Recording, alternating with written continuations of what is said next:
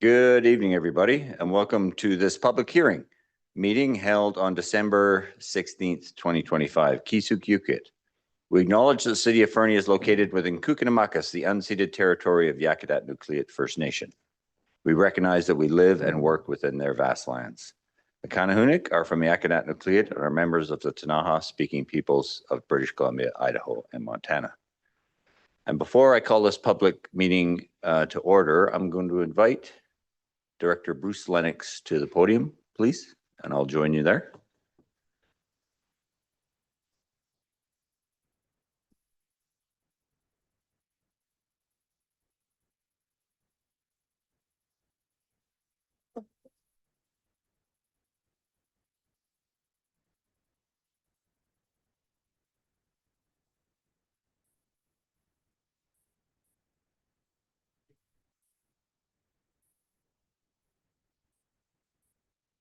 Thank you.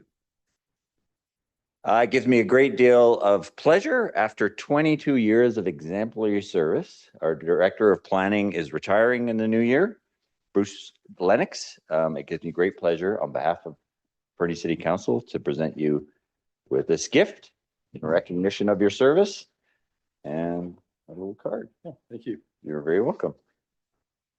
Congratulations and good luck in retirement. You might want to open it and show everybody in there.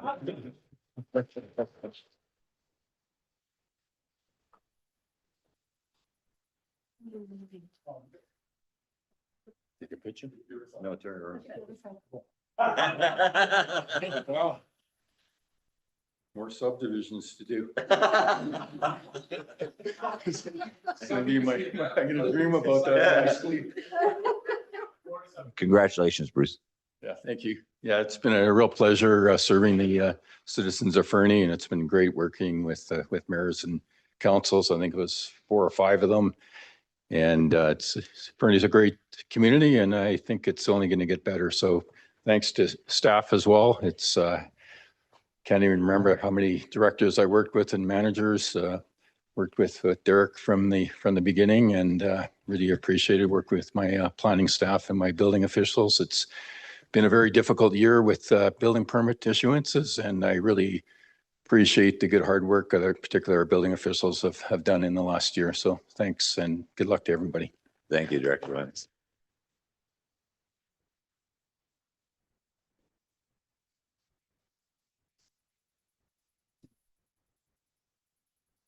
With that, I will call this hearing to order at 6:33 p.m.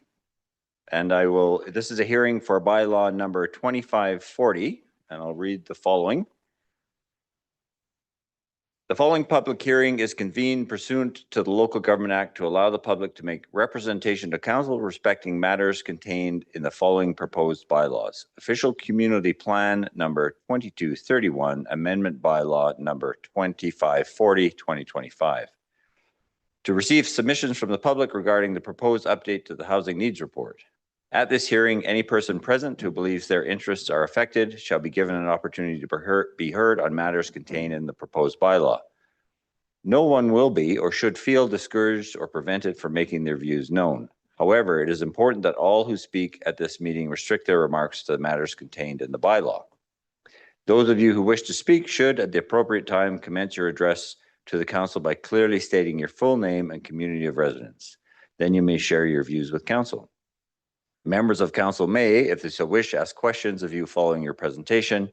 However, the main function of council members this evening is to listen to the views of the public. It is not the function of council at these hearings to debate the merits of the proposed bylaw.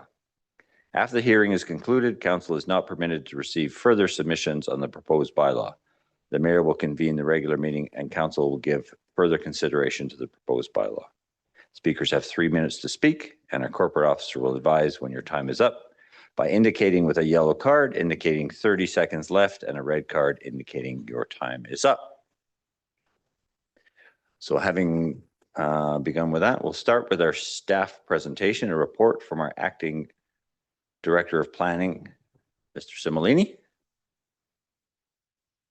And I understand he is also going to have a presentation from some folks from V3 companies and Blue Rock Planning. Good evening, Your Worship and Council. Yes, that's correct. The consultants will be presenting tonight to kick off the public hearing. Just wait for them to get promoted and then they'll be able to share their screen and go through the presentation. As you may remember, we last presented on this back in November for first and second reading. Bill 44 compliance through the OCP to consider the findings of our housing needs report into the OCP.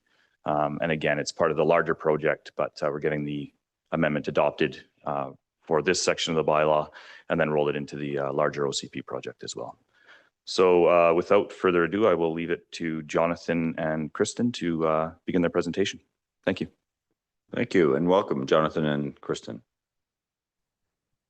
Thank you. Just load my screen up here.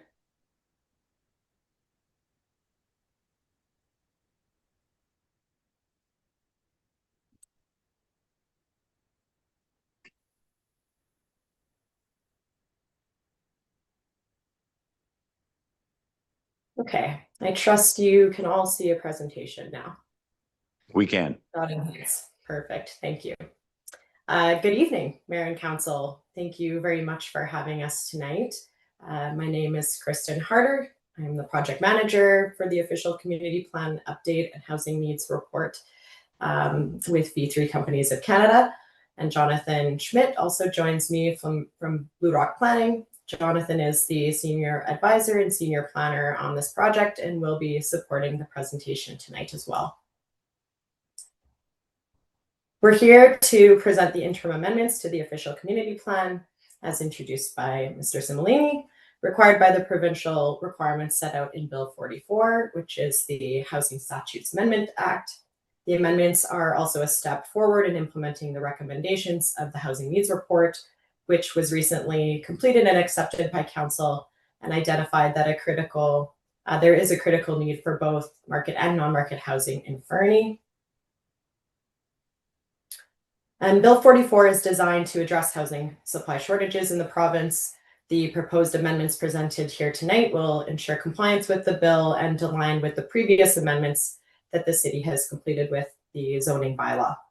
Bill 44 requires that official community plans be updated to demonstrate the approximate location, amount, type, and density of residential development that's necessary to meet housing needs identified in the housing needs report.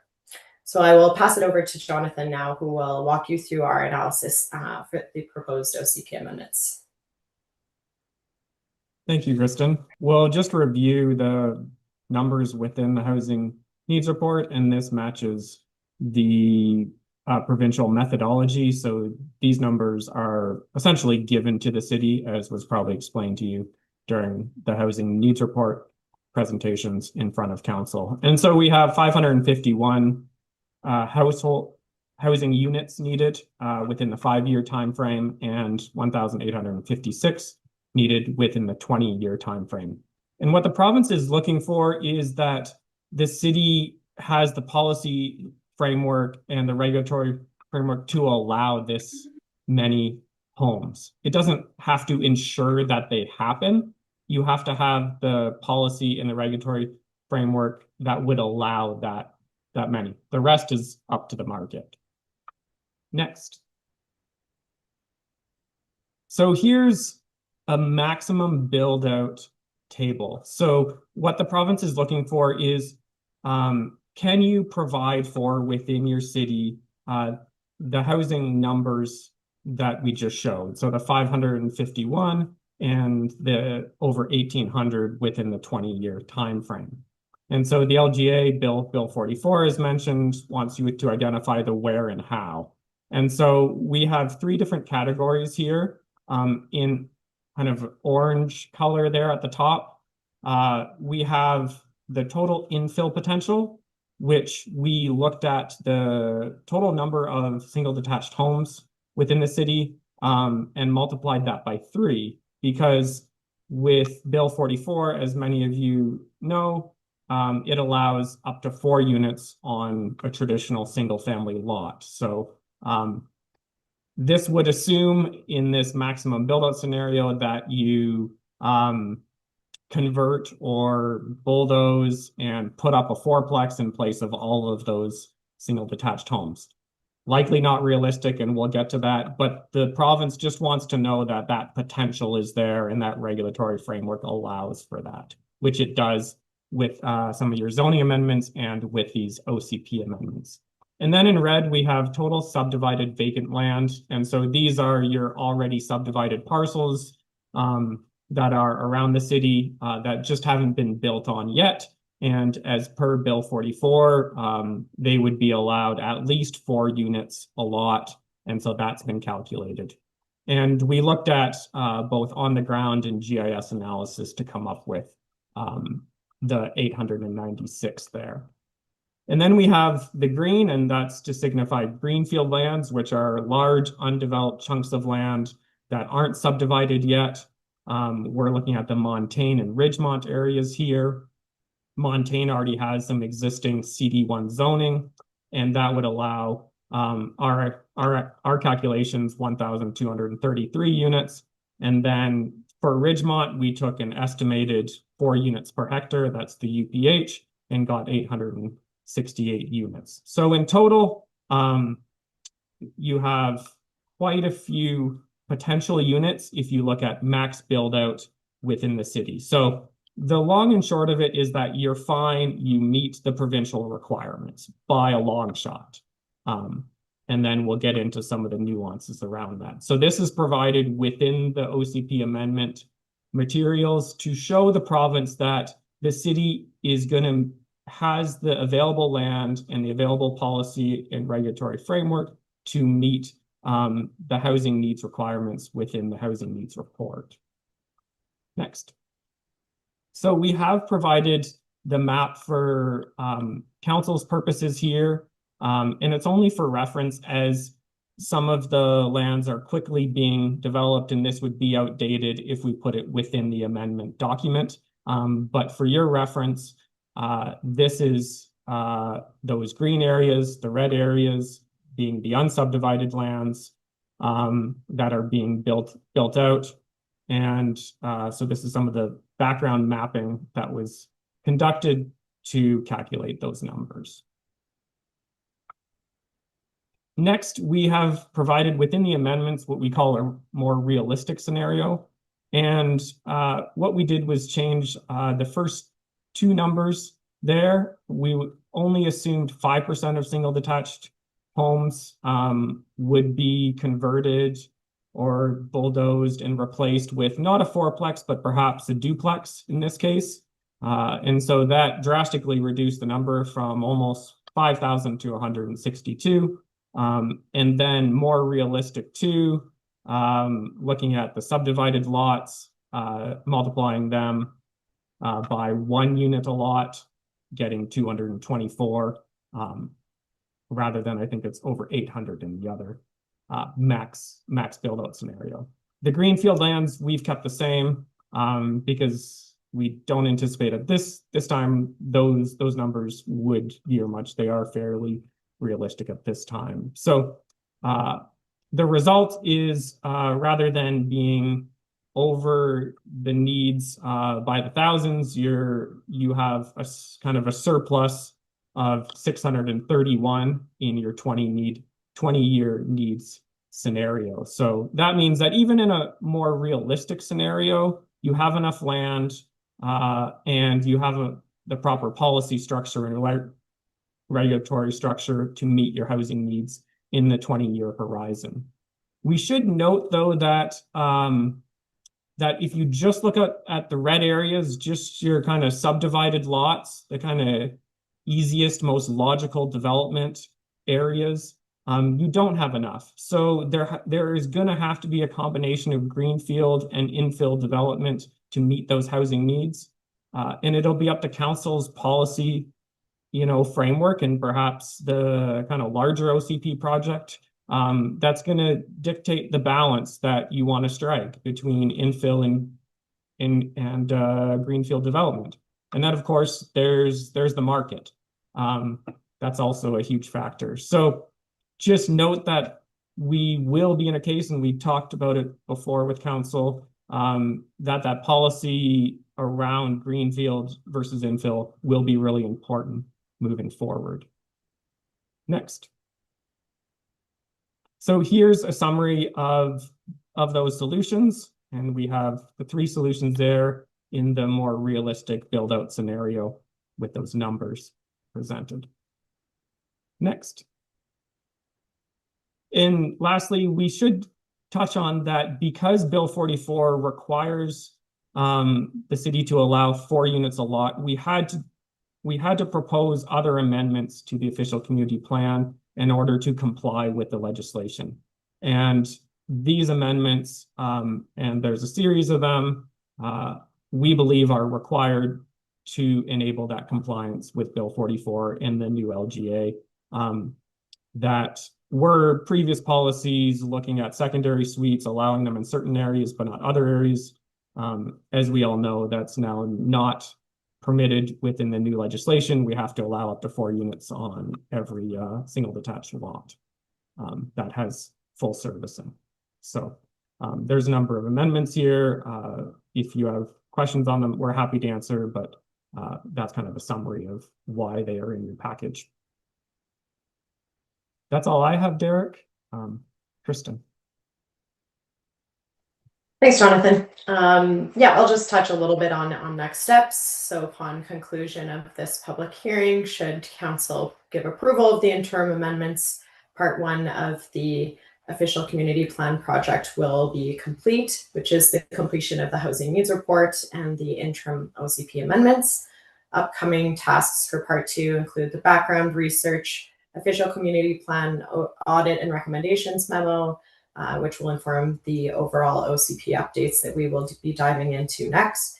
And then follow this, round 2 engagement is anticipated to take place in late spring, at which time we will introduce draft policy direction for the overall update to the public and our various stakeholder groups for review and to provide their feedback. And that concludes our presentation for tonight. Thank you. Thank you both. Questions from council? Councilor McIsaac? I just had one, Your Worship, and that is with regards to the number of dwellings that we're going to try to create here over the next 5 and to 20 years. Without trying to think how to phrase this, should council be more heavy-handed with regards to enforcing increased densification in areas that are currently zoned for single-family dwellings? Like, is that a direction that would push us towards greater success in achieving the amount of housing units that we want? Should we be actually mandating multifamily and densification on areas right now that are set aside for single-family dwellings? Are other communities looking at that?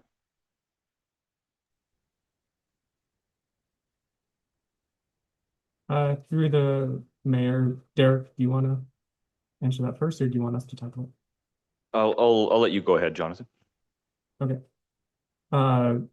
Through the mayor to council, I think it really needs to be looked at more holistically in terms of looking at your servicing costs and constraints and what that mix is ideally for you. Communities are looking more at infill, especially when they're land constrained. And depending on the priorities of council, you may or may not be land constrained, depending on how you look at those greenfield lands. If you don't want to focus on infill, then those greenfield lands are essential, or other greenfield lands. And so it needs to be a growth strategy that council and staff work together on. I think over the course of the next months with the OCP would be an excellent time. But you also need to look at the infrastructure and the cost of those and kind of the plus minus at the end of the day of extending that infrastructure into new areas versus the challenges of infill. Infill has its challenges. We know that it's very hard to get a lot of units through infill. That takes a long time because it's individual decisions versus greenfield, where you have a large developer who can get you a lot of units really fast, relatively fast. They don't feel it's fast, but it's relatively fast compared to infill. And so I think council really needs to think where their priorities are in that. And I think staff and the consultant team, and other consultants that the city has around infrastructure can assist with providing data and information on what would be the trade-offs in that decision making. Thank you. Councillor Radia Kelly. Thanks, Your Worship. I'm just contemplating all the things you said, and in an ideal world, we could compel more multifamily units, and certainly I think it is something we need, but market forces are going to drive that to a degree, right? Like if there's no desire by anyone to build those, and we say, well, that's all you can build in a certain area, do we run the risk of it just not being built? I'm sort of thinking that, right? Because that number that we've been given, which has maybe sounded daunting to people, as you mentioned, it was a provincial methodology, and we just have to have the structure in place so that we could meet the number. It doesn't mean we necessarily are going to. Exactly. Yeah, it's as Jonathan said early on, it's these amendments are to ensure we have the tools available, and it's the next decision and strategy is what do we do with those tools. And Your Worship, through the council, to add to that, I mean, stepping outside of the small scale multi-unit housing realm and looking at the more medium density and higher density zonings, small scale multi-unit housing as a comparison can have up to 4 units on a small piece of land, which may actually mean more density than what you see in R3 or R4. But R3 or R4 zonings have that built form connected to them, where you have to build an apartment building or you have to build a townhouse, whereas a small scale multi-unit housing has that range. So just worth considering moving forward that it goes beyond just the infill lots and small scale multi-unit housing and looks at more of a multifamily style as well. Thank you. Other questions, comments? Councillor Shoesmith? Just a comment. As it stands, I mean, this is permissive and not prescriptive. And what I mean by that is you can build density to your taste or to your desire or to your economic drivers, but you don't have to. That's my preference. I think that as it stands, that works. I really don't like prescribing so much. How to put it? Yeah, I wouldn't support forcing high density. I don't really like that idea. Usually when the government tips the scales so heavily, it doesn't end well for everybody. Councillor McCarthy? No, thank you, Worship. Sorry, and I don't want to drag this out into a long debate that's probably going to come up at some other time, but where I was getting at was the struggle that we're going to have right now is if we want to do densification, is our infrastructure doesn't support it in many places. So if we are going to support increased densification, it's almost certainly going to happen in greenfield locations. So if we're going to be permissive instead of prescriptive on what gets built in those locations, but looking at the long-term opportunities for densification of apartment buildings and condominiums and multifamily, et cetera, we better start demanding that the infrastructure that's put in place will support it so that we don't end up in the same situation that we're in right now. So that is going to be communication that needs to go to the developers of those locations. You're not building infrastructure for 10 houses, right? Because this might be 4 apartment buildings at some point. Right. So that's what I was getting at was where do we put our finger on the scale?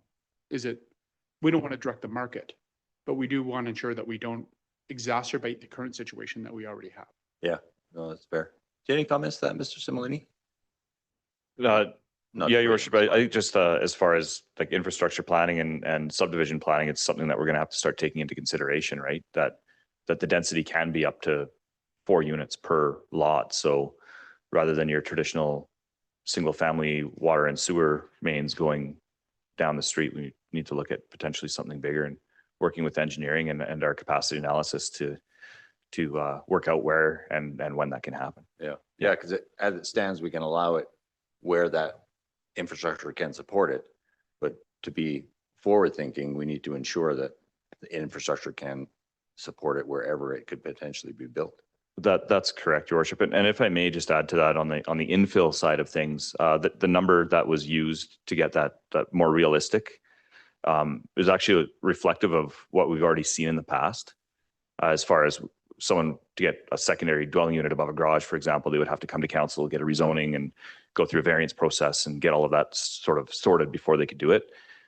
This just frees up the ability for them to do that without having to go through those steps, right? So we might see that the market is already sort of there as far as providing those. We've seen quite a few of those in the past, and now it's just more of a less red tape, so to speak, for them to be able to get building permits for those.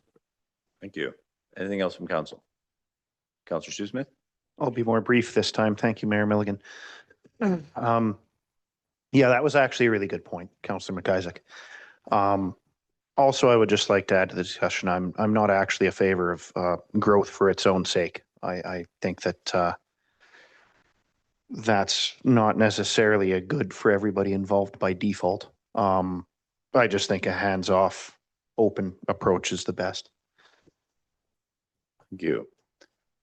With that, I will turn to thank you, Mr. Similini, our corporate officer, and ask for a summary of any correspondence related to this hearing.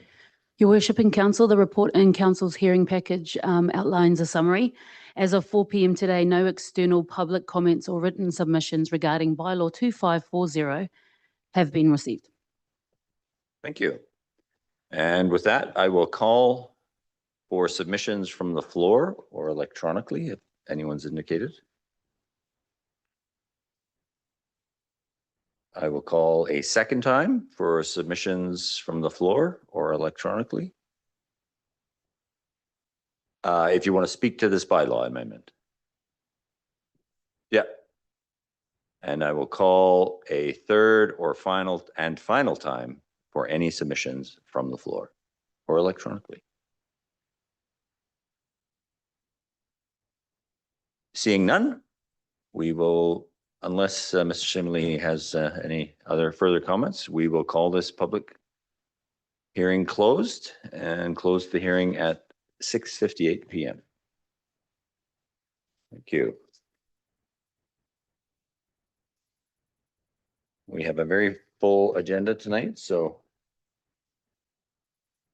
we'll move right along into our committee of the whole meeting held on December 16th, 2025. Kisukukit. I once again acknowledge that the city of Fernie is located within Kukinamakis, the unceded territory of Yakutat Nucleat First Nation. We recognize we live and work within their vast lands. Akanahunik are from Yakutat Nucleat and are members of the Tanaha-speaking peoples of British Columbia, Idaho, and Montana. And before I call the meeting to order, because the agenda is so full this evening, I'd like to wish everybody online or who's watching or who watches this following up or who's with us this evening, a very best of the season, because I'm almost certain to forget before we finish. So I will call this meeting to order at 6:59 p.m. And I'll ask for a mover and a seconder for the following staff recommendation. That the agenda of the December 16th, 2025 Committee of the Whole meeting be amended to move item 7.6 wastewater treatment compliance design project report to the beginning of the business items, and to defer items 7.2 draft outdoor spaces inspection policy direction request, 7.3 draft tree removal policy direction request, and 7.4 draft advertising and sponsorship policy direction request to the January 2026 Committee of the Whole meeting, and the agenda of the December 16th, 2025 Committee of the Whole meeting be adopted as amended. Mover, Councillor Roddy Kelly, seconded by Councillor Shoesmith. Any discussion? All those in favor? That is unanimous. Thank you. I'll now ask for a mover and a seconder for the following staff recommendation that the minutes of the November 18th, 2025 Committee of Whole committee of the whole meeting be adopted. Moved by Councillor Hamilton, seconded by Councillor McIsaac. Any discussion on those minutes? All those in favor? Unanimous. Thank you. And once again, I will invite the members of the public in attendance or participating electronically who wish to comment items listed on the meeting agenda. So that's this meeting agenda specifically. We do have a meeting agenda that follows this. In accordance with section 3.7.3 of the procedure bylaw, to address council, except speakers must not address council regarding a matter for which a public hearing must be held or has been held pursuant to the Local Government Act prior to council's consideration of the matter or adoption of the bylaw. Speakers must not address council regarding a permit for which public notice must be given or has been given pursuant to the Local Government Act prior to council's consideration of issuance of the permit. And a speaker may only address council for a maximum of 3 minutes. Speakers are asked to state their full name and community of residence. And I will turn to our corporate officers. Anyone indicated a desire to speak in this agenda? I'd just like to call the attention of, oh, okay. No, your worship. We're good? Okay, thank you. That brings us to item 6, delegations and other presentations. And we have a presentation from Caitlin from Elk River Alliance with support from Kat at Kat Hartwig at Living Lakes, Canada. You have 10 minutes and we'll follow up with questions.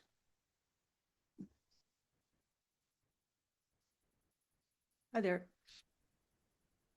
Can you hear me okay? Are we starting now? Yeah. Welcome, Kat. Hi. I just wanted to make sure my audio is on. Thank you. We're good. Great. Over to you. Okay, thanks very much. And thanks very much for your time this evening, your worship and council. I want to thank you for the work that you do on behalf of community. And I'm Kat Hartwig, the Executive Director of Living Lakes Canada, and I'm currently acting as the volunteer chair position for the Elk River Water Monitoring Collaborative. And so for land acknowledgement, Living Lakes Canada and the Elk River Alliance recognize that this meeting and that our work takes place on the traditional lands of the Yaktaq-Nakliet, Aka, Nahunik, Amakus, and Kukinamakus, the land of the raven in the Tanakha language.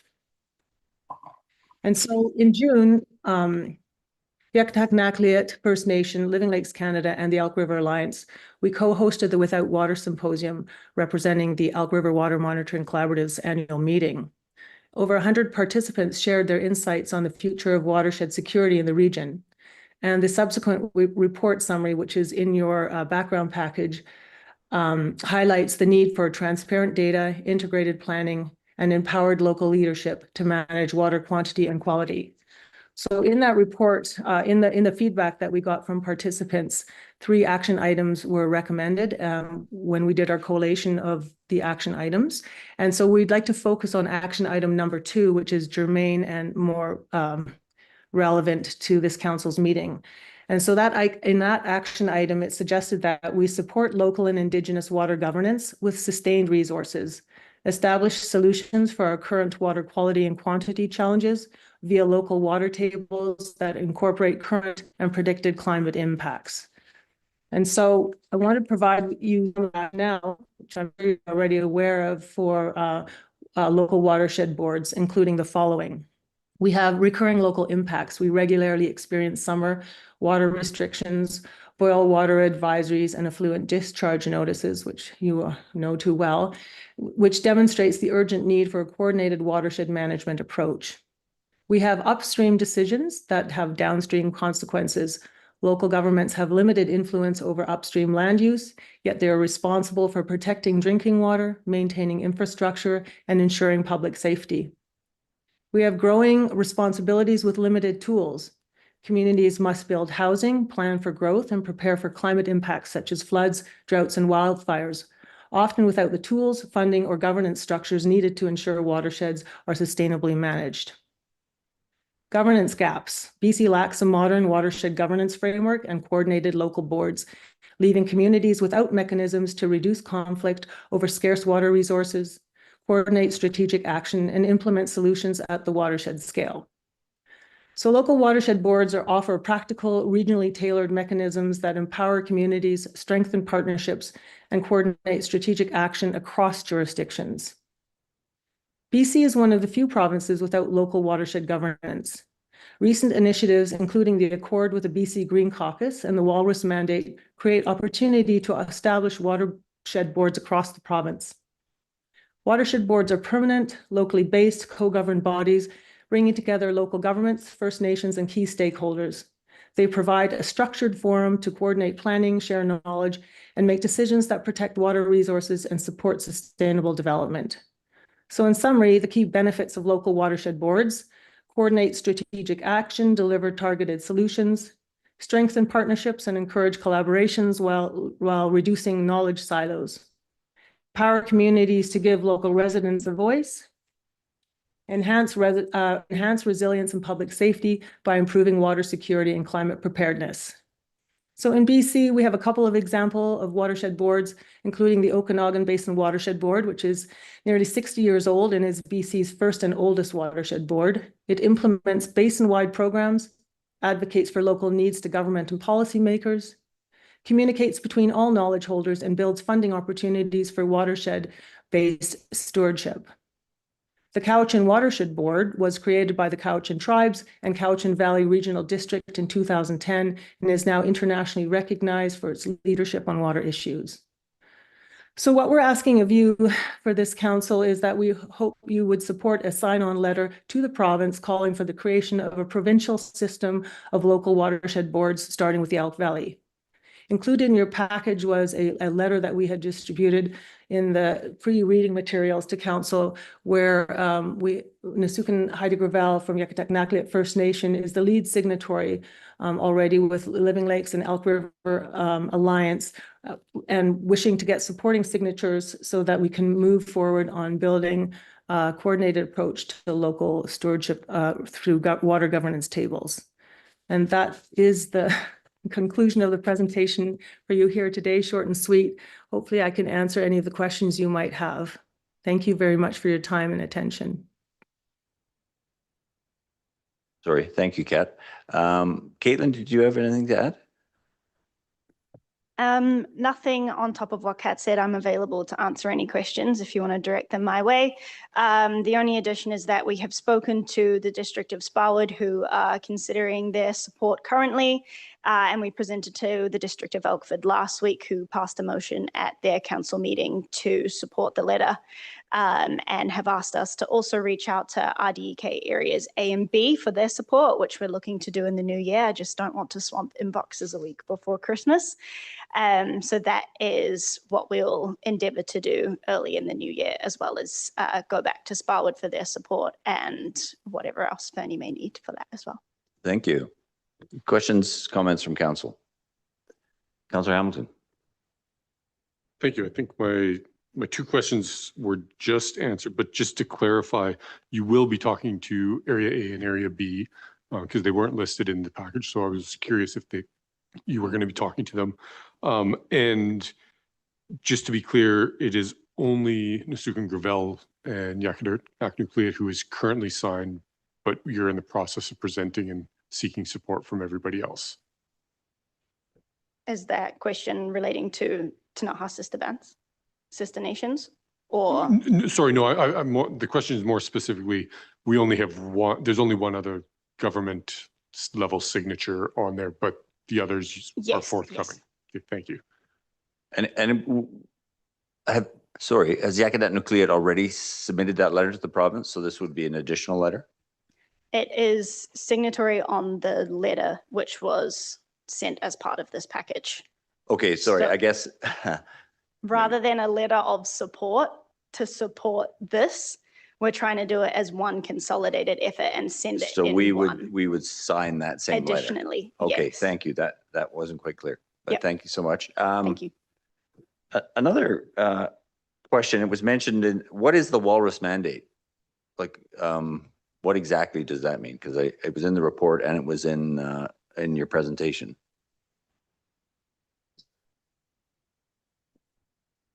Do you want to take that one, Kat? Yeah, no, certainly, yeah. Within Walrus's mandate, there was a clause that said that we would be addressing local water issues at the local level. And so I don't know if it was moved down the road within the mandate, but certainly there was indication that there was room for that within the mandate. So, and that's what we were told. Okay, thank you. Yeah, I can get the language around that if you like, just to make it more explicit, but yeah. Yeah, no, I appreciate that. And I do, I like the thinking in terms of local watershed governance, not least of all, as I've sort of recently learned that the Southeast Initiative, which was an initiative of the provincial government to govern, amongst other things, watershed impacts from industry and communities in the Kootenays, or in the Elk Valley in particular, has now is being moved into environment. Right. And yeah. so it feels a little bit like that, where we had a body that was directly responsible, and I'm a little worried that it's going to be subsumed into a ministry that is, as every ministry is, shy in resources, and maybe its mandate won't be quite as clear as it was prior. Anyway, Right. just Councillor Shoesmith. Thank you, Mayor Milligan. For those at home, what's the idea with the funding stream? Where would the funds for this come from? Yeah, that's a good question. And in part, that's why we were advocating for years for the Watershed Security Fund. The Watershed Security Fund is a $100 million fund. We presented 3 times to the Budget Committee. The challenges that communities in BC are going to be facing with drought and flood will exceed the interest that's being paid out annually from that fund. So that fund is definitely oversubscribed. I think it reallocates around $3 million a year. And so one of the things that we've also been advocating for is that the proportionate use of water is increased towards industry having to pay for the amount of water being used, so that we can resource local water tables to address local problems. It's a challenge for the province, and many provinces across Canada. Quebec's probably been dealing with it most progressively. But yeah, that is the big question. Where's the money going to come from? But I think that if we have local water tables, you can have more opportunity to try to find out where you can get funding through other sources, not just provincially, but also federally. Thank you, Kat. Councillor McIsaac. Thanks, Your Worship. I was going to ask a very similar question. Because the Okanagan Basin Water Board was referred to in the report, I went and looked up them to see what they do. And I noticed that, so they raise money through tax assessments. They don't have any taxation or regulatory power. So how does that work? Do they convince the local governments to increase taxes on industrial users and then give them a portion of that money? Is that how So that's working right now? And you're asking the question to me then, are you, Councillor? Yeah, Oh, and so I'm asking it to the ether. I'm hoping a voice will come back and tell me the answer. Yeah, I mean, I wish I had Anna Warwick Sears here, because she was the executive director of the water table, but it was a policy advisory group. And so the legal mechanisms under which that were undertaken to implement the advice from the governance group, I'm not sure how that worked exactly. I think this is new territory for all of us. So because the problems are unique to each region, and so I'm not clear about the legal mechanisms, but I do think that the policies that are in place now probably are a little bit dated to contend with our current climate challenges that are cumulative and impacting community.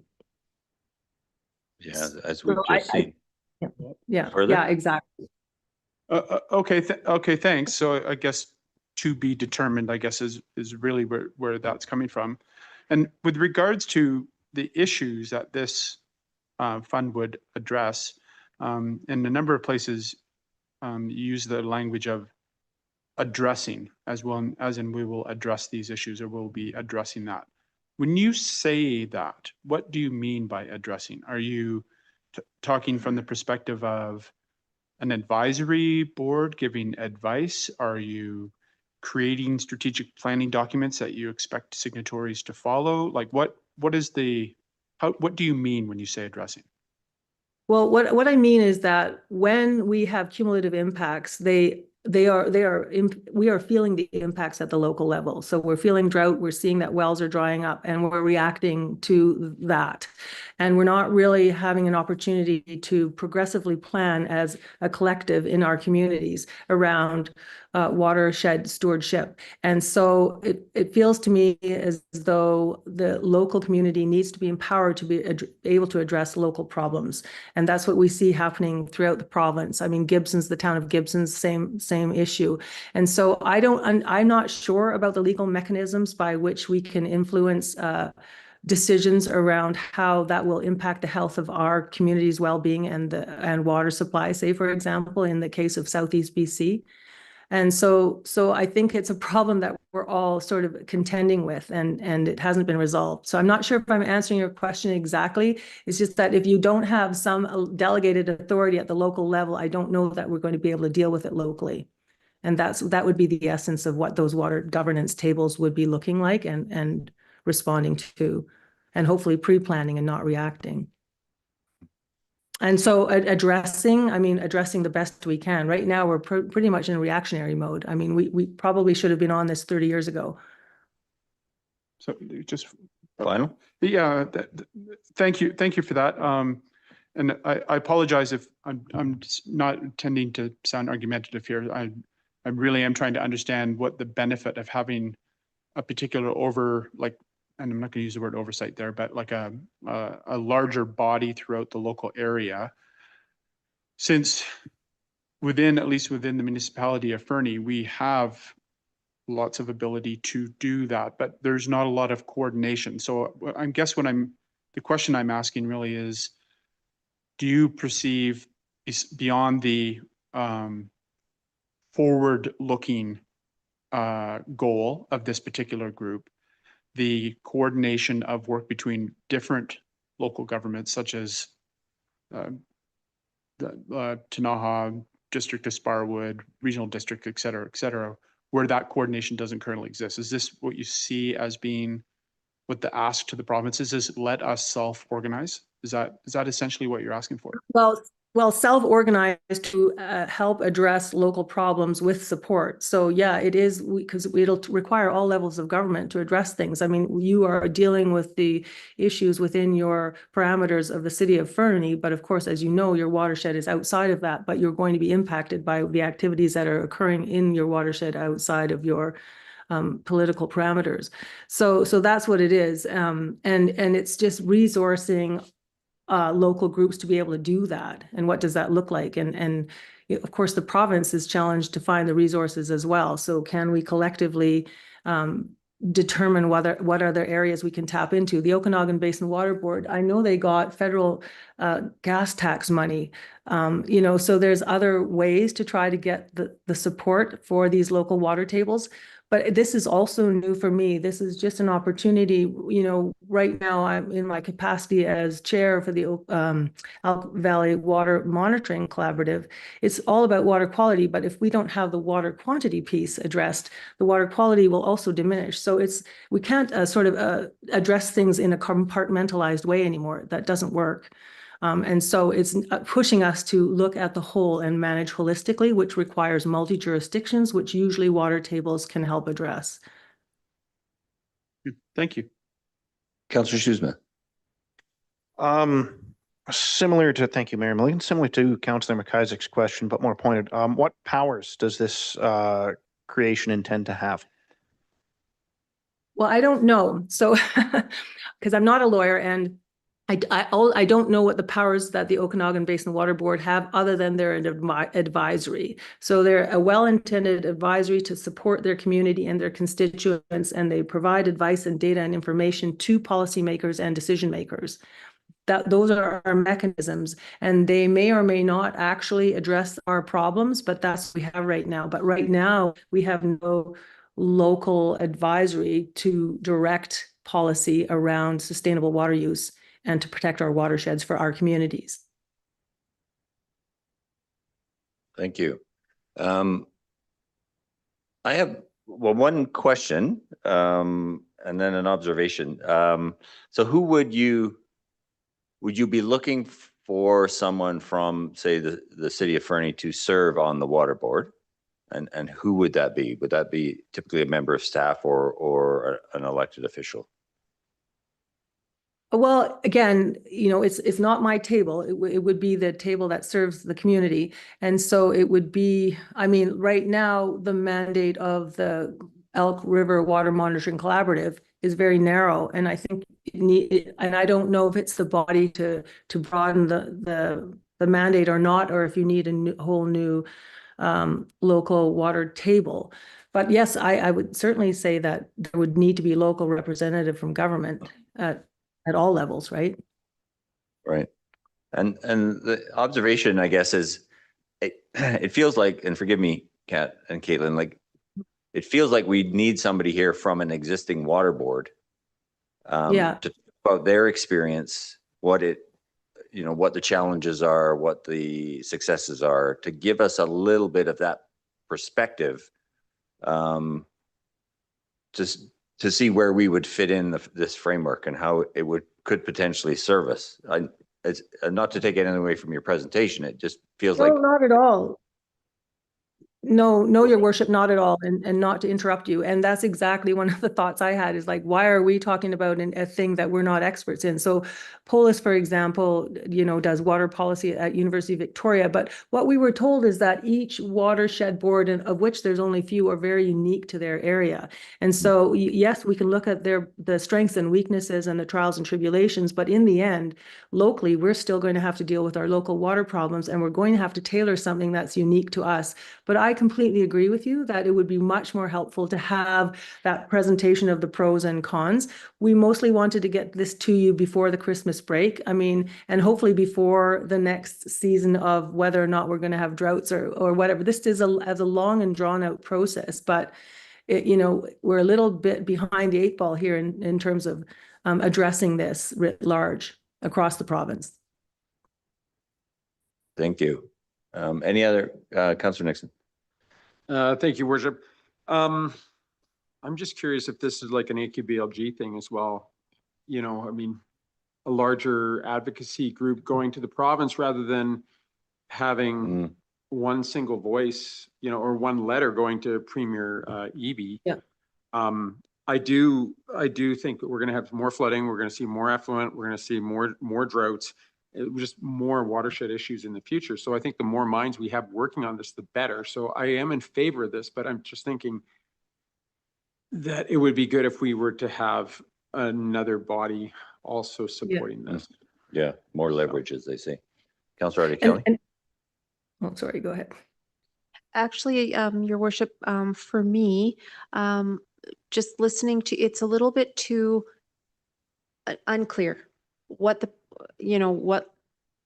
mandate they would have, where the funding would come from and all those things. It almost seems to me even bigger than if this is going to become something that we want provincial support for. It might even be beyond AKBLG. It might be UBCM.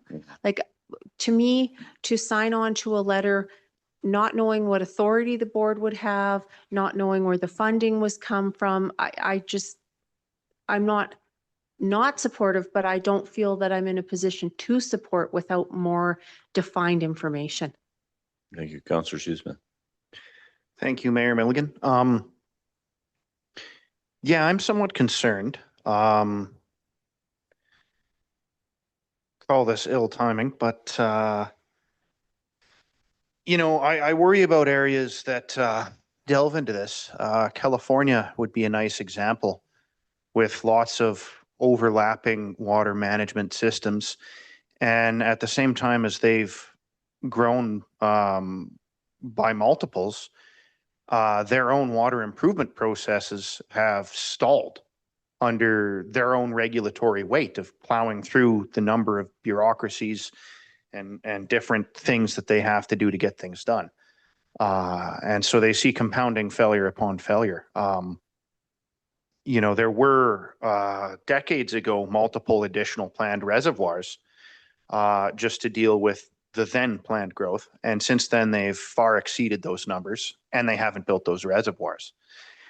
And so here in Canada, here in BC, we have give or take 4 provincial ministries that have to do with water management.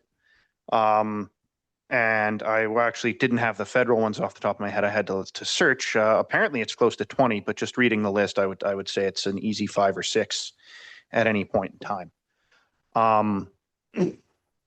I would also say, what problem are we trying to address that isn't already being addressed? We've got the provincial ministries holding the industry in our region to account. They're treating our water better and better. We're attempting to get our own water treatment up to snuff. And yet a big delay on that has actually been dealing with the ministries themselves that already exist. I think adding another layer that we have to go through isn't going to help us. I really worry about that, actually. And in terms of water usage, it's pretty clear. We have an immense amount of leaking pipes. I don't think regulating it any harder is going to do anything other, like, we would best spend our energy fixing our pipes first. So no, I don't really support this. I don't see areas that go down this route succeeding at their intended aims. And I wouldn't support sending this letter. Thank you.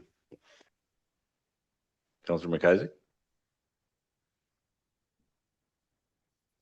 Thank you, Worship. I think what I want to say here is that I support the overall idea of regional water collaboration. We're all the communities in the Elk Valley are all astride the same river pathway. We're all affected by it, and having a cohesive and collaborative approach to managing that water seems, on the surface at least, just a generally good idea. I do struggle in that, and I realize this is very, very early days in the process here of not knowing too much about the who's and the what's and the where's and the when's. It makes it difficult to just let's do it. Now, there's some advantages of early days too, in that there's often more opportunity to shape the thing to be more valuable and so on. But I will say, although, again, I like the idea, I'm not sure if it's quite ready for us to sign a letter to the Premier yet, but I do think that this really should, because it's a regional concern, we really should be having discussions, as Councillor Nixon suggested, at the regional level, at Association Community Boundary Local Government. I took an opportunity to do a quick search of the UBCM resolutions database and could find no resolutions about the establishment of water boards throughout British Columbia. And that seems like a very natural step if we're looking at a provincial issue. So I think that there's some groundwork to be done before we get on this. I certainly would like to have had the opportunity to hear from somebody who's directly involved in a water board. I think that would be incredibly valuable to hear. This is what we're getting out of it. This is what we're putting into it. And this is why we think it's valuable or not valuable. I'd really like to hear that before signing this. I like the idea. I just don't think we're there yet. Thank you. Councillor Rodney Kelly. I was thinking too, Your Worship, that it should be a topic of discussion at your RDK board level meetings as well, even before AKBLG. Yeah, the broader the outreach, the better, I think, Yeah. in advance of that higher level advocacy. Definitely. I thank everyone for their comments and the conversation this evening. It's been really valuable. And I think for us, if we stick to the status quo, what we see on the weekend continues to occur. And for us, this is an opportunity to start having these conversations. So the contention and the questions and the back and forth is actually what becomes the most valuable part out of this, so that we can continue to work together. And it's my privilege as program manager for the Monitoring Collaborative to see over the last 6 years since it started how the growth has happened in that incubator environment, to go from having a couple of NGOs wanting to be a part of it to getting industry, municipality, provincial, First Nations representation across the board, all coming together 6 times a year. The amount of things that I have learned about this valley above and beyond what my day job is at the Elk River Alliance has been invaluable. And I can see how that as an incubator, but working more broadly with the province, more broadly with decision makers, governments and municipalities to get that on the watershed level is is something I'm really passionate about.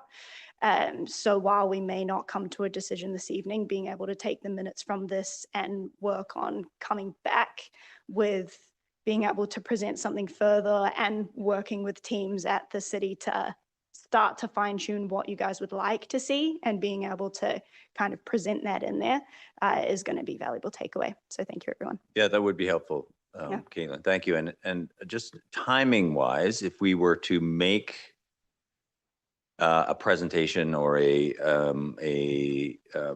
a resolution to AKBLG, I'm looking at Councillor Hamilton. Is there a timing window where it'd be most effective if Caitlin and potentially Kat and someone from a water board came back? Yes, I'm scrambling my memory banks trying to remember what the deadline for submission is. And February 28th? I was gonna say it's, yeah, somewhere around there, give or take a day or three. Yeah. Okay. Councillor McIsaac? Thank you, Worship. Because this is a larger regional issue with a bunch of potential signatories already, if we have the opportunity to hear from someone in advance of this before considering a resolution to AKBLG, that would be great. But I really think this is the kind of resolution that we would want to get to AKBLG a month or 6 weeks early to give other local government the opportunity to sign on with us. Okay. Like that's getting in at the last minute always makes it difficult to then go, oh, we also support that too? And then how do we make that work? Whereas with a little bit of extra time. So, if we could aim to have something in to AKBLG, assuming that we were going to move forward with this, I'd really like to see us shoot for the end of January to give a good month for other local governments to get involved if they want. Councillor Hamilton. Thank you. Yeah, and to further what Councillor McIsaac said, another big aspect moving forward with UBCM and AKBLG resolutions is having all the backgrounders.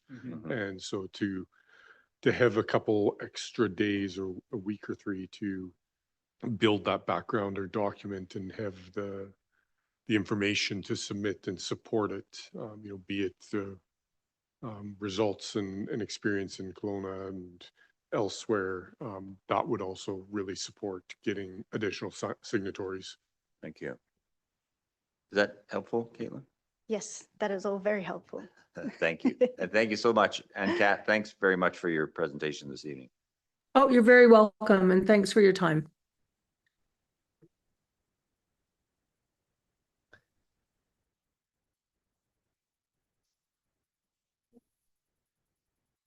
This brings us up to item, so we've of course changed the agenda a little bit to move item 7.6 to the front of the business in the agenda. So wastewater treatment compliance project, a report from our Director of Engineering and Public Works. Welcome, Director Weir.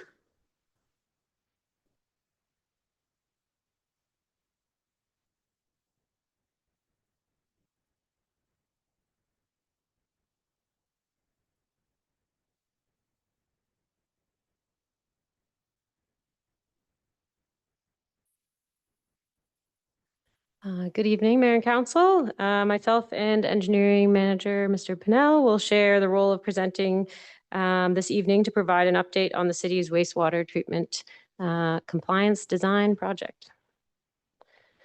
So an outline of what we're going to cover in our presentation is we're just going to walk through a brief history on the work to date to get to our municipal wastewater regulation submission and review next steps for registration under the MWR and eventual compliance.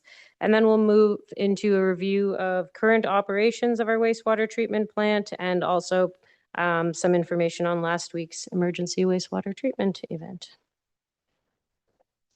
So as the timeline shows, and we've brought this to each of the updates along the project started several years ago based on the city's ongoing challenges with our wastewater treatment system. That was designed to put treated effluent into the groundwater via rapid infiltration basins. The frequency and volume of the discharges of treated effluent to the Elk River continues to exceed permitted volumes, and the repealed legislation under which our current permit exists are the main drivers for the project. So in 2022, we worked with the ministry to determine the most effective path to regulatory compliance and worked through all of our application requirements, what we needed to prepare. In 23, we conducted an extensive sampling program and background data collection. In 2024, we worked through the completion of our environmental impact study and to define the receiving environment and develop our understanding of the river geomorphology to inform our outfall location. And then 2025 has been focused on design of solutions to treat the required parameters for full-time discharge to the Elk River and prepare all of our relevant reports under the MWR application. The next steps of the project are broadly to get registered under the MWR, construct the upgrades, and come into compliance in the next couple of years. And I'll hand it over to Mr. Pinnell to go over the next portion. Thanks, Director Ware, and good evening, Mayor and Council. So, as Jenny mentioned, we've been working through 2025 toward the submittal that was made on October 31st, 2025. Submitted the application under the MWR to the Ministry of Environment. The main purpose of the submission was to seek regulatory approval to discharge treated effluent on a continual basis to the Elk River, ensuring compliance with the MWR under the Environmental Management Act. The site plan shown on this slide demonstrates that the proposed facility upgrades are largely utilizing the existing processes and basins with an additional treatment step applied in the basins which were historically designed for rapid infiltration. The outfall relocation moves upstream from the small side channel to the main channel. The submitted application met the requirements set out by the Ministry of Environment in the application instructions document provided in 2023 and included a large body of engineering work. So I'll save the boring list of all the deliverables, but some of the key assessment reports we focused on were the laboratory results and extensive sampling program, the environmental impact study and modeling conditions, the current sewage treatment plant assessment and upgrade options, pumping station and facility review, the geotechnical and archaeological assessments, outfall location assessments, supplemental information about the new proposed treatment selection, which is the submerged attached growth reactor, which is a mouthful, so we'll just call it SAGR for the rest of the presentation. Inflow and infiltration reduction and overflow elimination plan, the design drawings and record drawings, of course, operating plan, commissioning plan, and contingency plan for those proposed upgrades. And we also conducted initial Indigenous engagement and provided a summary of those efforts and comments to the ministry. So per the new permit, the maximum daily allowable discharge volume to the Elk River will be increased to 19,650 meters cubed per day, which corresponds to the projected 2052 peak wet weather flow with our projected population growth. Once the permit is obtained, this discharge will no longer be seen as unauthorized discharge or overflow, as the primary mode of discharge will be to the Elk River. So no flows will be discharged through the RI basins following the acquisition of this permit and the completion of the construction proposed.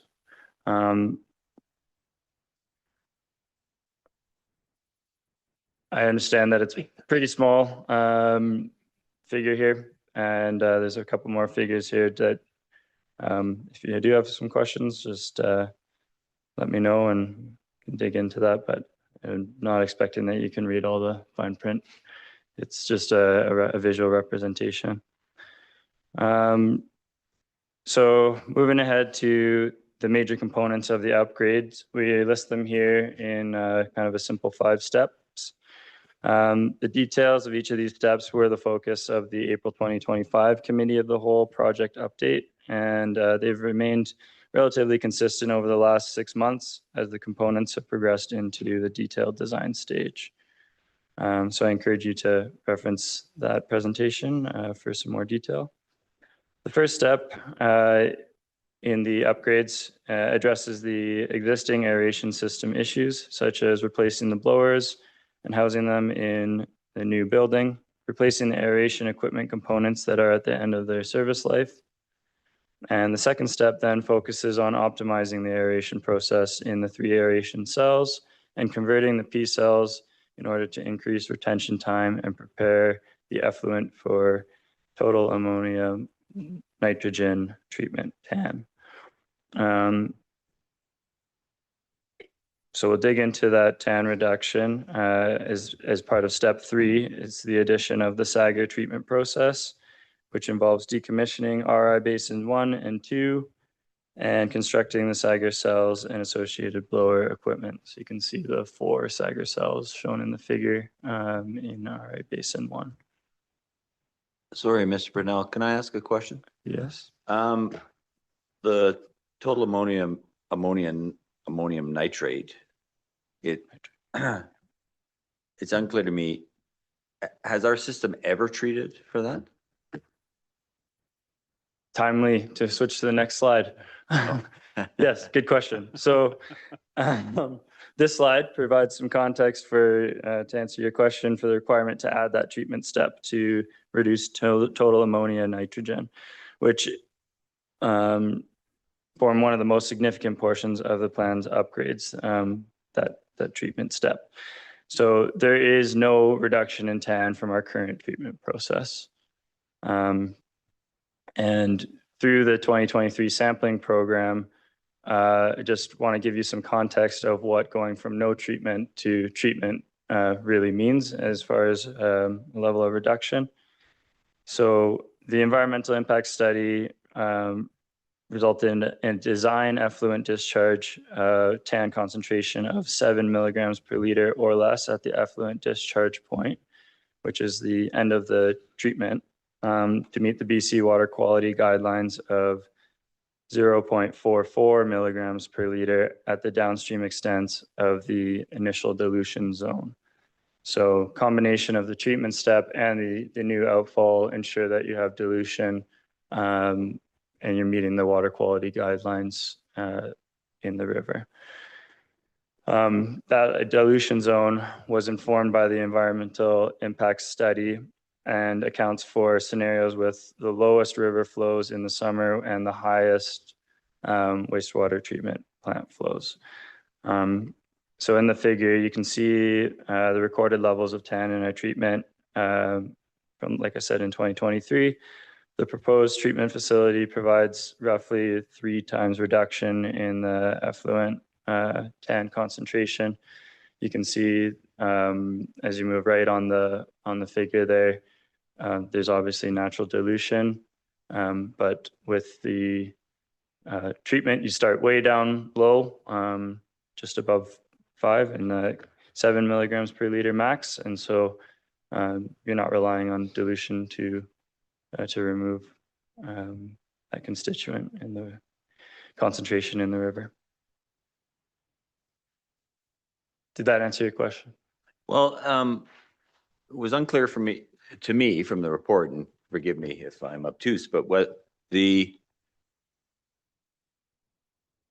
current system was designed at some point to reduce TAN. Is that correct? No. Or is TAN a new parameter that we have to deal with? That's right. TAN. So our current permit that we are operating under has no requirement for a TAN concentration.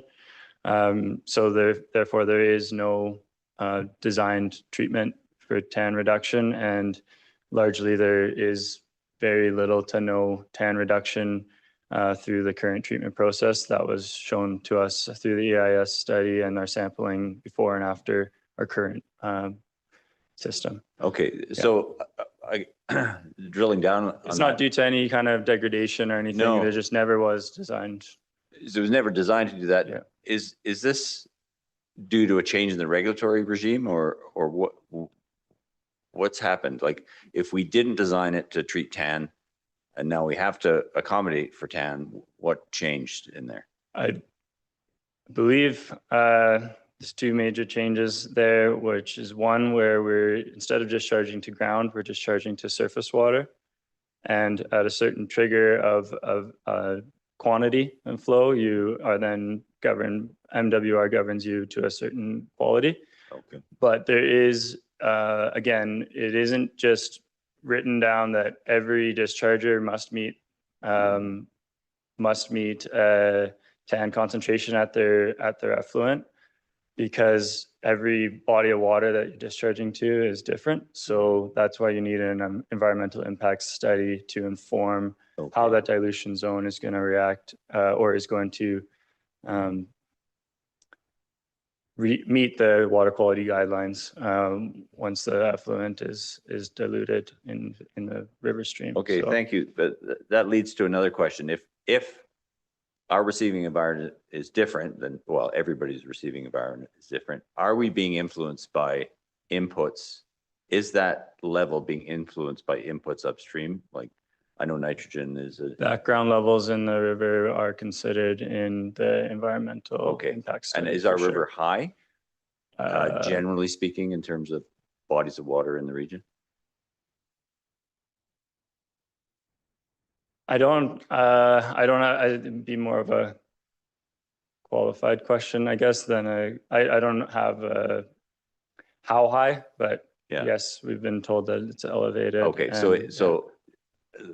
I guess the short answer is our receiving environment is putting us in this position where we have to reach a certain threshold for TAN.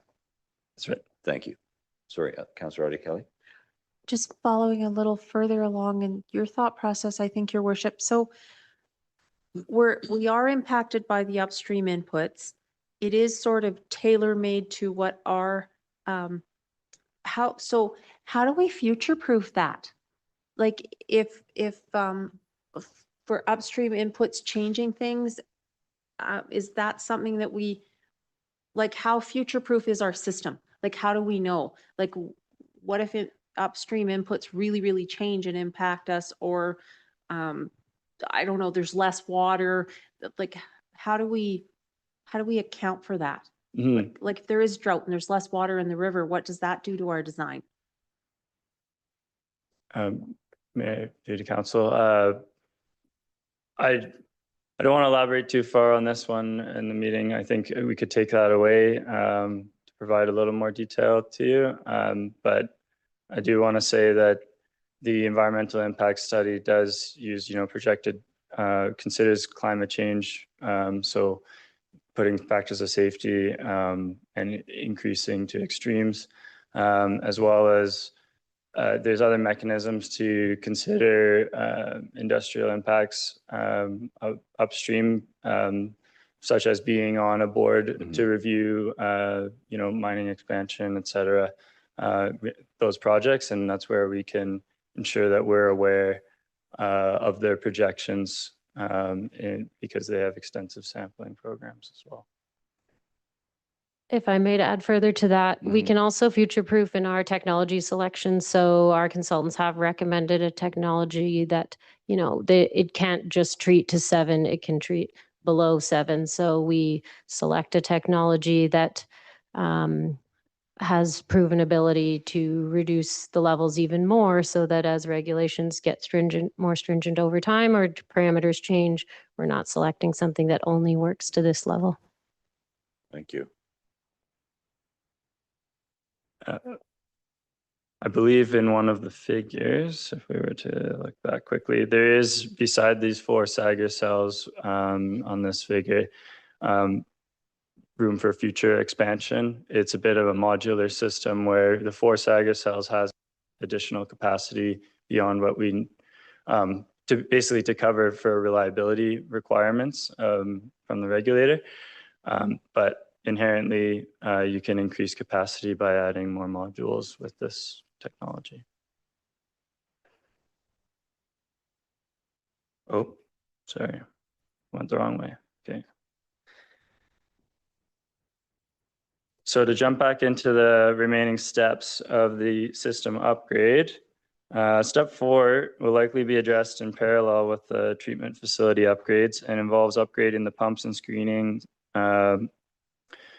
equipment at the Riverside Lift Station, for which we presented the design and budget for in March, and also addressing inflow and infiltration, I&I, with critical linear asset replacements. The I&I reduction is an important step required both functionally and by the regulator to reduce the hydraulic overloading of the conveyance system and the treatment facility. These steps relate to eliminating overflow situations that we experienced last week, and we'll touch more on this in detail at the end of the presentation, as Director Weir indicated. The final step to meet the dilution requirements, which we've been discussing, is achieving proper mixing by relocating the outfall and installing the associated required pump station to convey the effluent from the treatment vein to the outfall. This reduces the risk associated with future movement of gravel bars within the river channel and is more robust protection against flooding as well.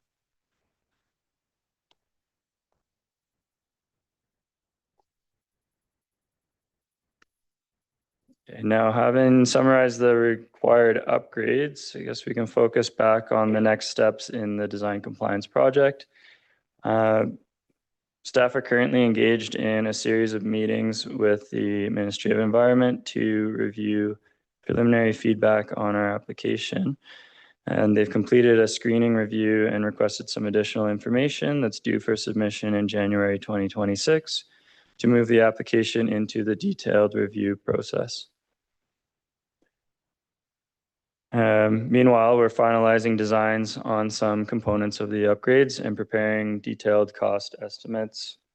The current project cost estimate is around $40 million, which is a Class C estimate plus or minus 25%, based on information currently available, but this number is most definitely going to be refined in the next 6 months and presented back to Council in much greater detail for consideration with an accompanying proposed construction schedule and funding strategy. The MWR registration process requires that the proposed works are constructed within 3 years of the registration. So we've been informed by the MOE that the registration process will take approximately 12 months, giving us a timeline that looks like being registered by the end of 2026 and required to build the proposed works to achieve compliance by the end of 2029. If the works weren't constructed, the approving director at the MOE has discretion and authority to cancel the registration. So although we've established meaningful progress towards regulatory compliance with this October 2025 submission, there is a need to sustain the commitment to urgently pursuing the required permitting and funding necessary to implement this project. So now I'll hand it back to Director Weir to move into an overview of our recent operations. Sorry, can I ask, maybe it's Director Weir, I'm not sure, but in the period where it's under review and registered by the end of 2026, what are we doing while that's happening? So we mentioned in the report that we continue to be governed under our current permit. We have budget in 2026 currently to do some upgrades. Okay. We are generally focused on, I believe that was that presented, the budget presentation last council meeting. Yep.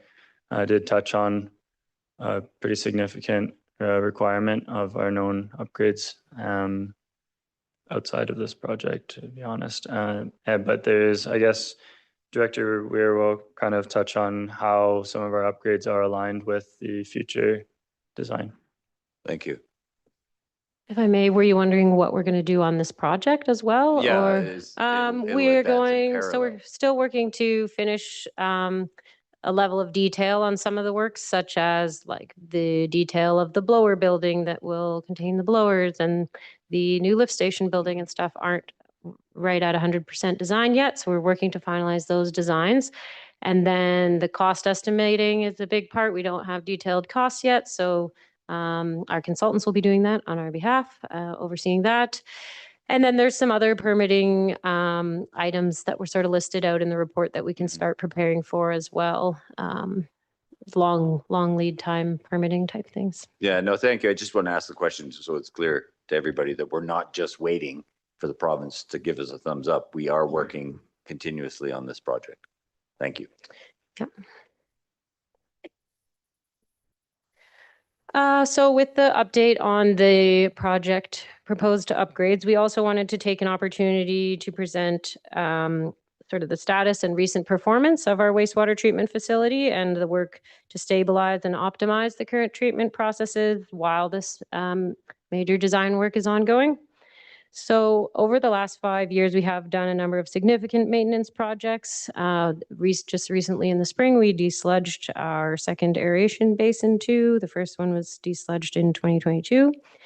We installed new aeration equipment in 2 of our 3 aeration cells over the last few years. So just this past year, aeration cell 1, the aeration equipment was replaced, and in 2019, cell 2 was done. We've worked on the design of the improved screening facilities and Riverside Lift Station, which you see gets drawn into this in terms of the overflow and conveyance concerns. And so this graph shows here that our current system regularly treats our community's wastewater to meet our current permitted water quality guidelines. So the figure shows performance of the current wastewater treatment plant monitored against the provincial permit over the last 6 years, and you'll see 1 exceedance of TSS and 1 of BOD, and otherwise they've been consistently below the reporting requirements. Those are the 2 and only 2 parameters that have numerical concentrations that require treatment under our current permit. In the winter of 2025 and spring, we did have an event, a series of events whereby a combination of low temperature, high flows, and low dissolved oxygen resulted in a reduction of our treatment efficiency and high fecal coliform results. 2 notes for this graph. These are actually discrete samples, not a continuous monitoring line. So the information is somewhat misrepresented in that it's not continually known to be at those levels, just the points. And then secondly, our current permit doesn't contain maximum fecal coliform limits. It's obviously recognized that monitoring and treatment is desired and beneficial and will be required under our new permit. Particularly when discharging to recreational use waters, and under the MWR, fecal coliforms will be regulated to 200 CFU per 100 mils, which is the green line on the bottom there.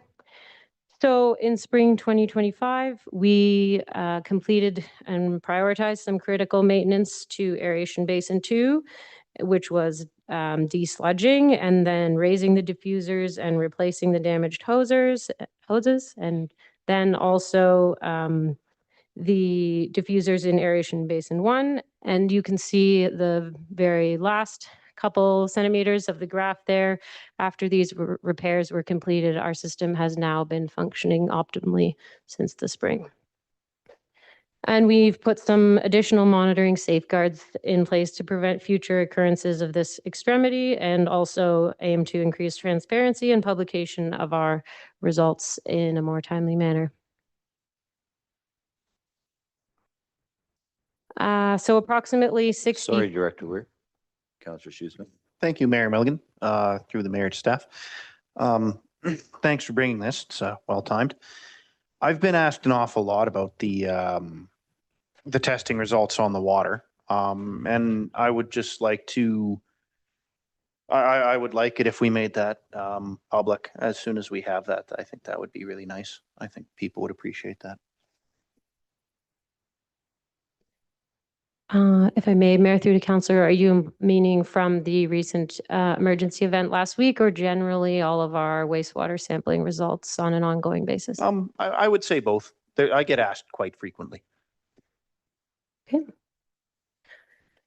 So in 2025, approximately 64% of our total treated effluent flow was discharged to the Elk River. So the average flow into the plant was 4,760 meters cubed, and the daily discharge to the Elk River was 2,760 meters cubed. So we currently exceed the permitted discharge volume on our provincial permit, and those volumes are to ground and to river. So overall, we exceed the volumes from our current permit. But as I mentioned, we generally are able to meet the treatment requirements. The discharge to the Elk River is required to maintain the designed freeboard in our rapid infiltration basins. So when they're not infiltrating to ground fast enough, the reason we go to the river is so that the berms don't overflow and fail. And as identified in previous studies, the RI basins don't function as originally designed, and the flow that's going to the river first goes through an additional treatment step, the UV disinfection to reduce coliforms. So now just to focus specifically for a few minutes on last week's event, I didn't think it'd be appropriate to present on wastewater treatment and current operations without providing an update on what I know about that. So as everyone's aware, the intense rainfall and rapid snowmelt on December 8th to 10th overwhelmed our city's wastewater system, pushing it beyond capacity and affecting our operations. Our gauge that our wastewater crew monitors each time they go to the plant had 115 mils of rain in 3 days. Whereas, a regular rain event might be 5 or 10 mils. So that's a large event. Due to system overload, untreated wastewater was released to the Elk River at 4 locations. A varied number of those discharges were active between 2 a.m. on December 11th and 9 a.m. on December 13th.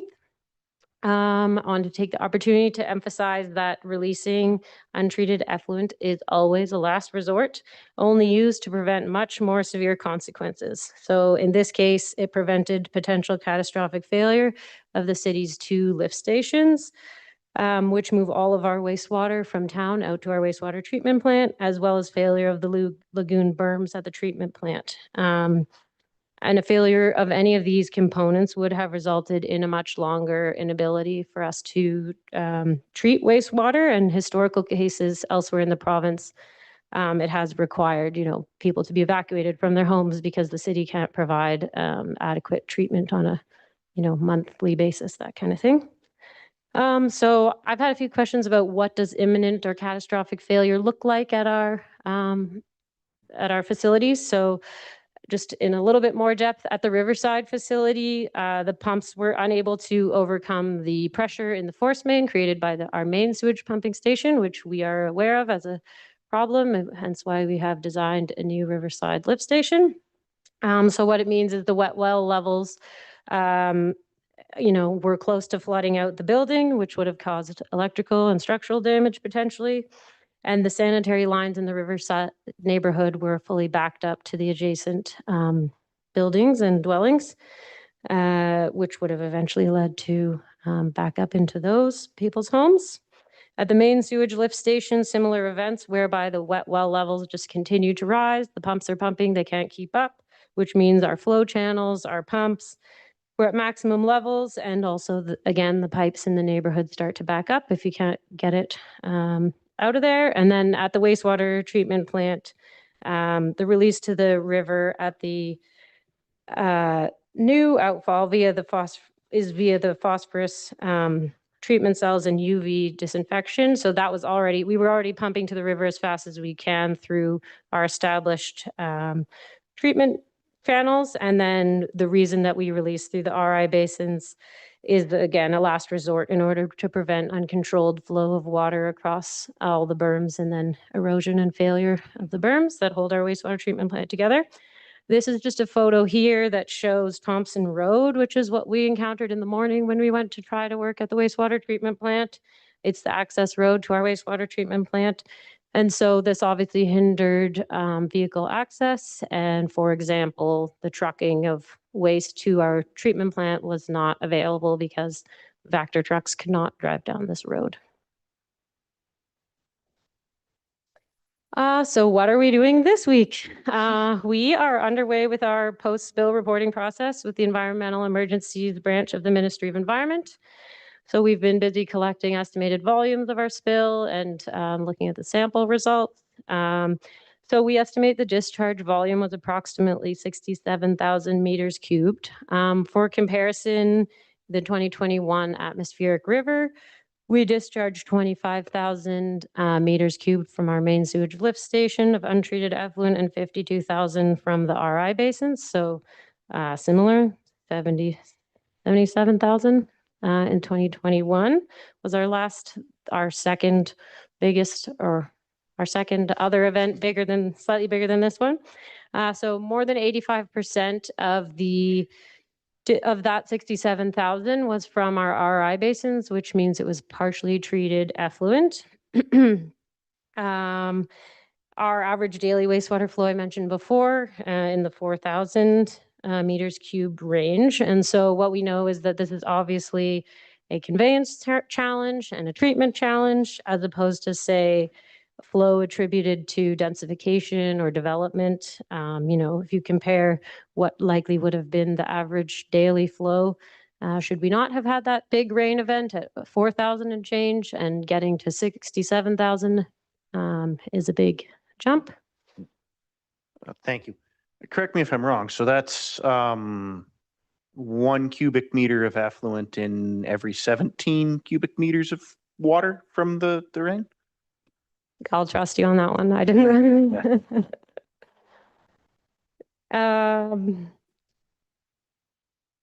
So yeah, the vast majority of the discharge to the river was attributable to the stormwater that infiltrated into our system.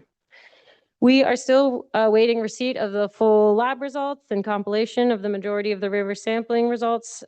We do have one sample from our RI effluent, which was from the release that was made from our wastewater treatment plant, that 85% of the flows, and it shows that it is in line with treated wastewater in terms of the total suspended solids, but it did have increased fecal coliforms of 6,000, and we talked about the desired being more like 200.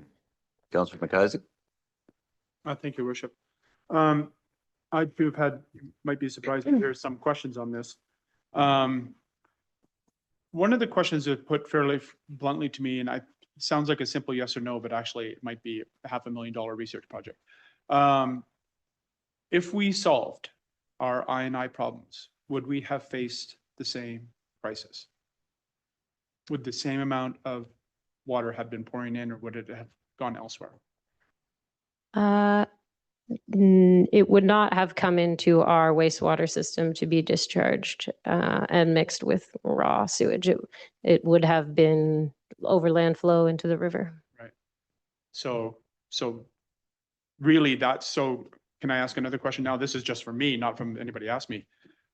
Would $40 million fix that? No. Okay. Because that would be easier. Ideally not. Also, if I may, it's not the 40 million to come into regulatory compliance isn't really like a choice against addressing the I&I. Yeah, let me rephrase it another way. In our current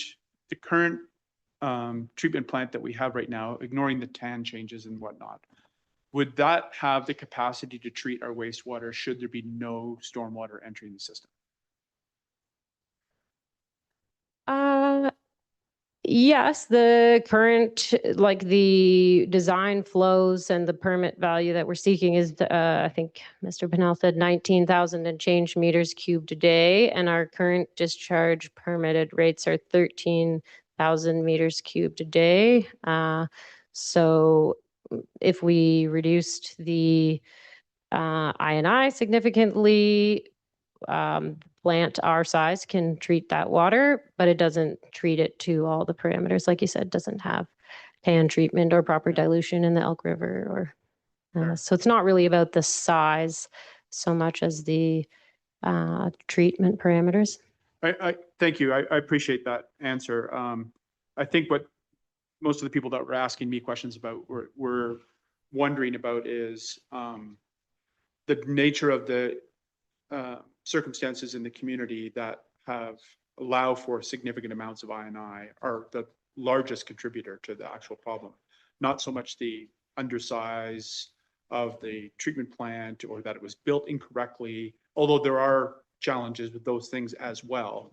They're not the overriding issue. It is really the excess water that is unplanned for in the treatment center that's riding in there. So the long term, we really have to solve that too. But we also need to come into regulatory compliance, so we're not going to be able to avoid this particular project. But okay, thanks. I had a number of people asking me about it. I think it's good clarity for everyone. Councillor Hamilton. Thank you. Since we're all posing questions that we've heard and been posed in the community, one question that was posed to me by a couple people as well, with regards to the discharging to the river versus, spreading out in a field. Is there a specific rationale for discharging it directly to the field as opposed to placing it in some other location to, I don't know, wait for the flows to die down and then truck it back? Or can you just kind of elaborate a little bit on that decision matrix? Mayor through to council. I think that the main rationale is that we have an established procedure and sampling requirements and historical pattern of doing that. And we know, what the ministry wants from us, and we understand how to sample. And that's kind of like a patterned path, as opposed to that's not something that has been studied or discussed, or we don't know how to measure the impact of dumping it onto the land. And on that note, Ms. Weir, can you talk about, in the moment, what was the ministry response when you let them know how we were reacting?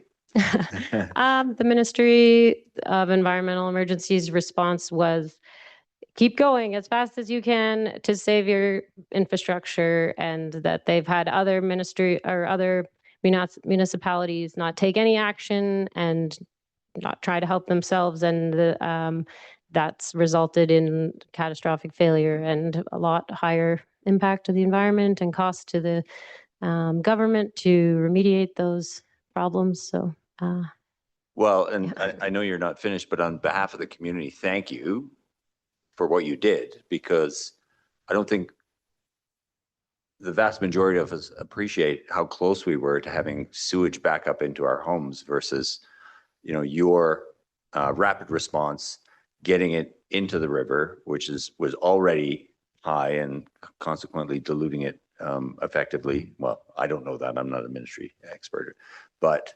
the emergency response feels commensurate to the issue, and we didn't lose any major infrastructure. So thank you for that. That's an important thing to note. Councillor Adia Kelly. Just going a little further, Your Worship, really having it back up into homes would have been very terrible, but to have a catastrophic failure of our system and have to evacuate our town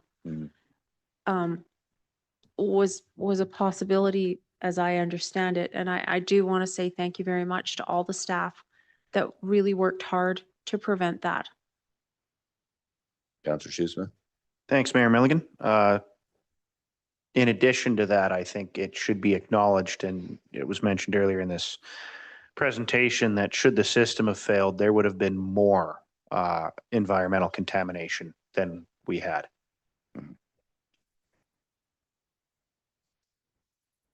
Yeah, I have a few more sentences and I'll wrap up here.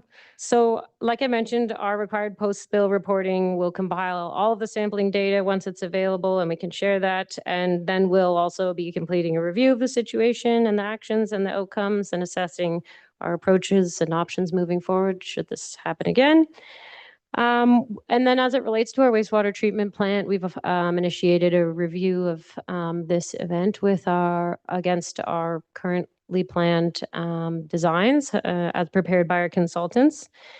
And as I mentioned, on the conveyance side, the Riverside Lift Station upgrading it does alleviate one of those challenges with replacement of that facility. And that we, like Councillor McIsaac was saying, we know that the vast majority were from inflow and rainwater infiltration. And so this issue will not be wholly solved through our wastewater treatment upgrades project.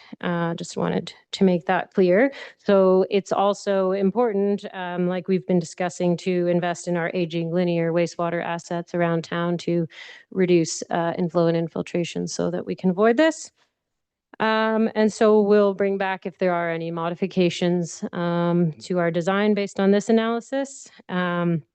And then we also, it's been mentioned a few times, but have a project underway where we have active flow meters in a number of our key manholes that collect flows from neighborhoods. So we will obviously use this data and those flow monitors to calibrate our current assumptions on what we think I&I is in those neighborhoods and what the actual I&I is from the storms. So it's useful that we already have those flow meters and also that analysis underway to understand the capacity of our piped system.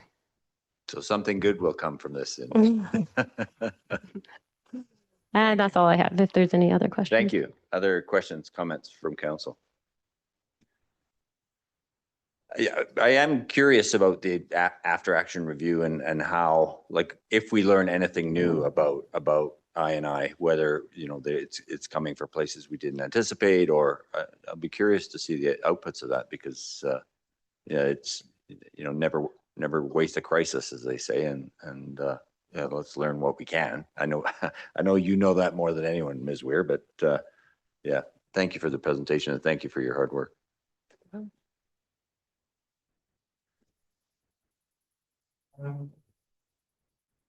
With that, we'll move on to item 7.1, report from our manager of Parks and Rec. And I apologize to the Parks and Rec department. You must feel bereft because we've moved a few things off the agenda this evening.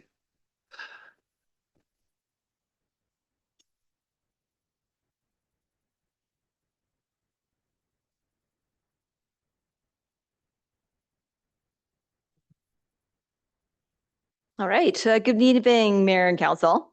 Tonight, I'll provide an overview of the Elk Valley Recreation Access Pass and how we got to this proposed recommendations. The committee will be provided feedback on the proposed changes, and a report will be brought back to Council in the new year once feedback from all the communities is gathered and the final MOU reflecting those changes is drafted.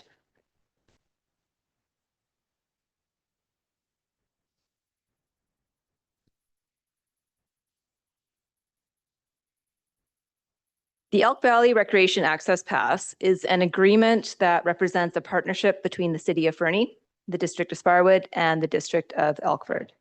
It was established in 2017 to provide residents throughout the Elk Valley with shared access to recreation facilities across all 3 municipalities through a single unified pass.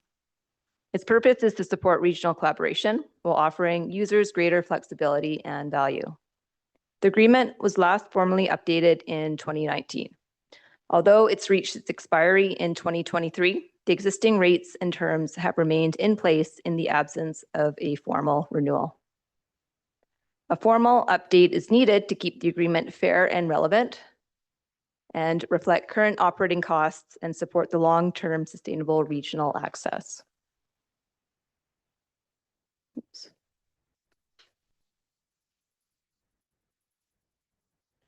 The Elk Valley Recreation Access Pass continues to see relatively low overall use. However, there has been slight growth over the years.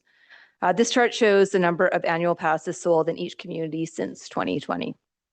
As you'll notice, Sparwood consistently sells the most passes. This is likely influenced by its central location between the 2 other communities. It's also important to note that when a resident purchases a pass in their home jurisdiction, the revenue from that sale remains within their community.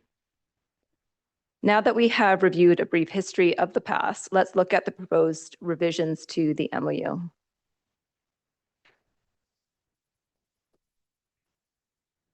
First, starting with the administrative changes, we have updated the names, the contacts, and dates throughout the document. These are routine housekeeping updates to make sure everything is accurate and up to date. Next, we have a couple program additions. The first addition is Aquafit. All 3 communities will now include Aquafit as part of the Access Pass. Previously, it was only offered through the program in Fernie and in Sparwood. By adding Elkford, we now have full regional alignment. This addition increases the value of the pass, particularly during the pool maintenance closures. The second addition is Shinny. This has been added to create consistency across all communities. Including Shinny ensures we are recognizing all public skating opportunities associated with this pass. And finally, the fee updates. The fees have been adjusted using the average of the proposed increases from each municipality. This approach maintains fairness and keeps the program aligned across the region. Those are the key revisions we are proposing at this time. Does the committee have any questions or comments about the revisions provided? Anything from council? Councillor Hamilton and Councillor Shoesmith. The only question I had was, in the report, you mentioned a modest increase in revenues. I'm just curious how you define a modest increase. Are we talking like tens of dollars, thousands of dollars, hundreds of dollars? If you look at the past sales for, let's say, Fernie, like 7 this year, and the past average is about $400, that's 7 times $400. So $2,800 is what we'd be looking at, is what we sold this year. So if we increase it by the 3%, then that would just an additional 3% on top of that. So if we sold more passes, we would get more revenue. But right now, the pass sales are very moderate. Councillor Shoesmith. Thanks, Mayor Milligan. No, it's a good program. It's a good presentation. I wonder, are people aware that this is a thing that's offered? Is it until this presentation, I actually wasn't aware this was a thing we even did. I confess, neither was I. Mayor, through the council. It hasn't been very well promoted. That is something that when I was meeting with Sparwood as well as Elkford, we were a bit hesitant to push it more because we haven't had any formal updates to the program. So moving forward, we would like to be able to promote this pass more. And I do know that the residents that do use it in Fernie and in Sparwood too really do appreciate it, because a lot of times they're either working in the other community that they live in, or their kids are able to access the other community rec sites based on where they live and where they go to school. Councillor Adi Kelly. I was just wondering about residents in the RD that aren't in the actual limits of Elkford, Sparwood, and Fernie. That's a good question. If they had purchased that pass in Fernie, we would be the ones getting the revenue if they bought it in Fernie. However, if they decided to buy it in Sparwood or Elkford, then that's where the revenue would go. But we don't check addresses when we're selling these passes.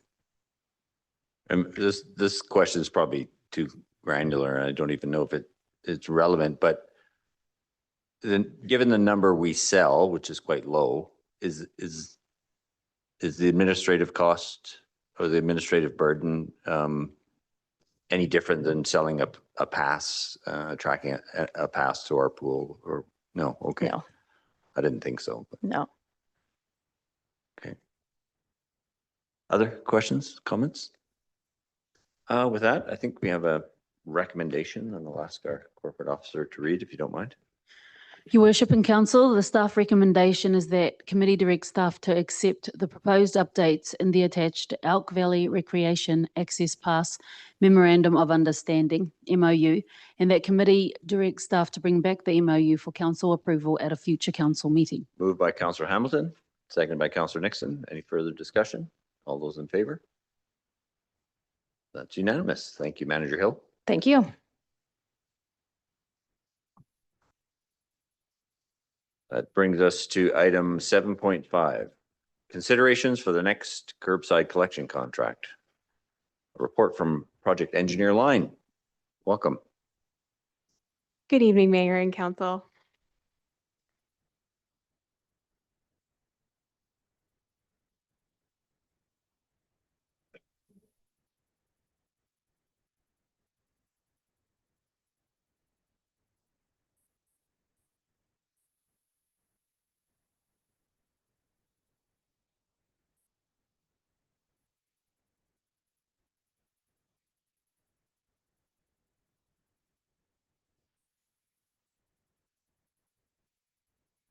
The city's contract for curbside waste collection will expire this April.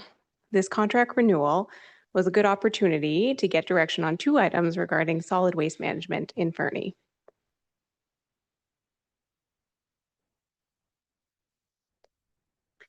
First, a little overview on solid waste management here.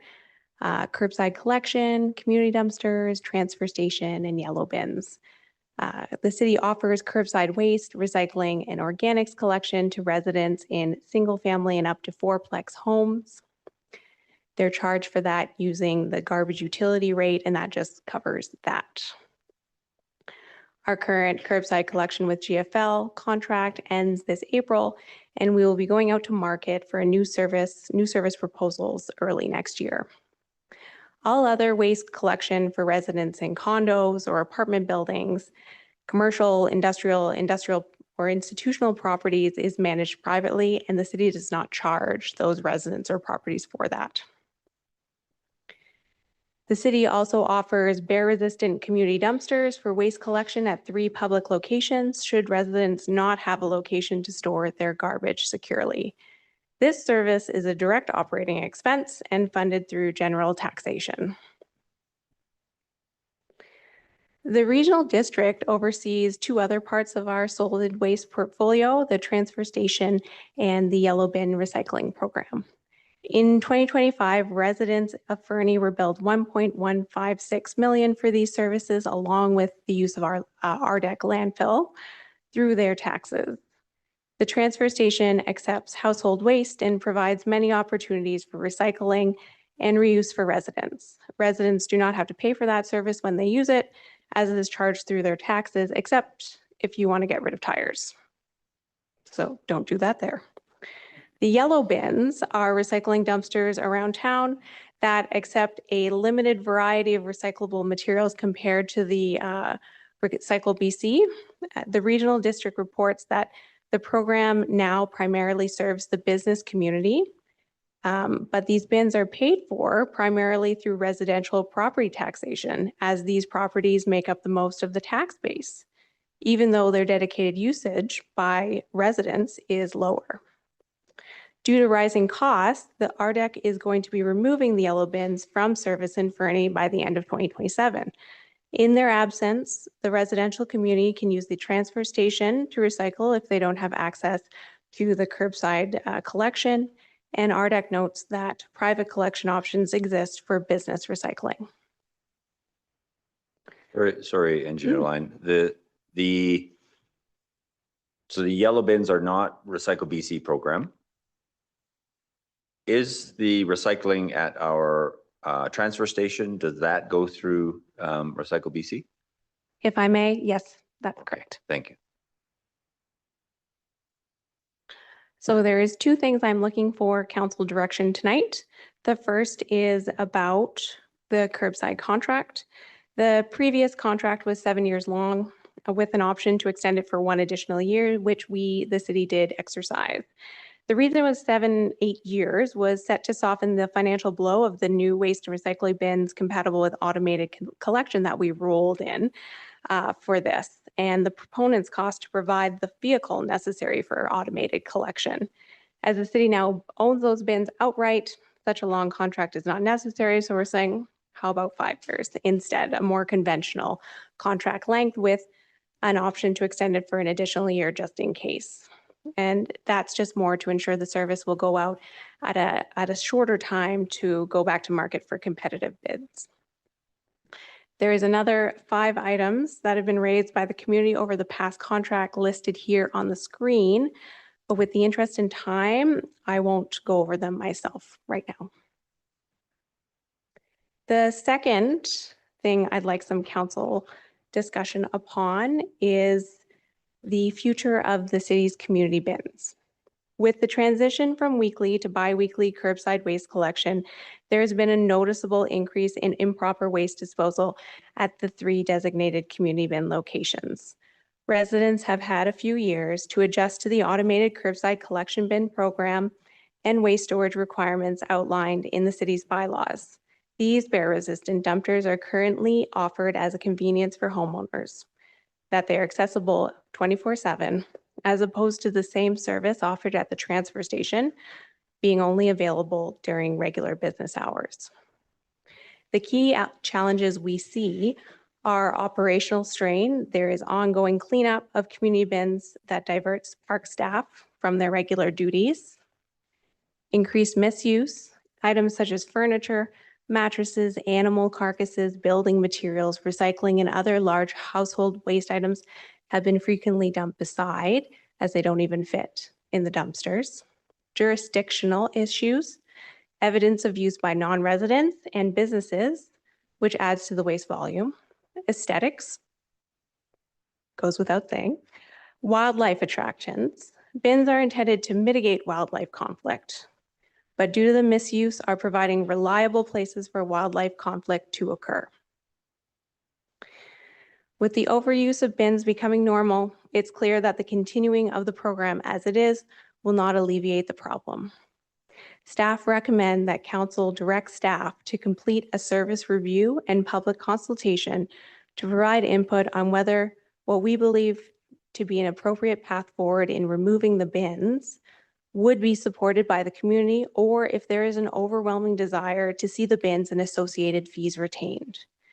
Due to the desire to address this issue in some capacity promptly and with the current workload pressures faced across our organization, the proposed service review would be constrained in scope and scale with a limited time frame and modes of public consultation, such as an information campaign and survey in the first quarter of 2026.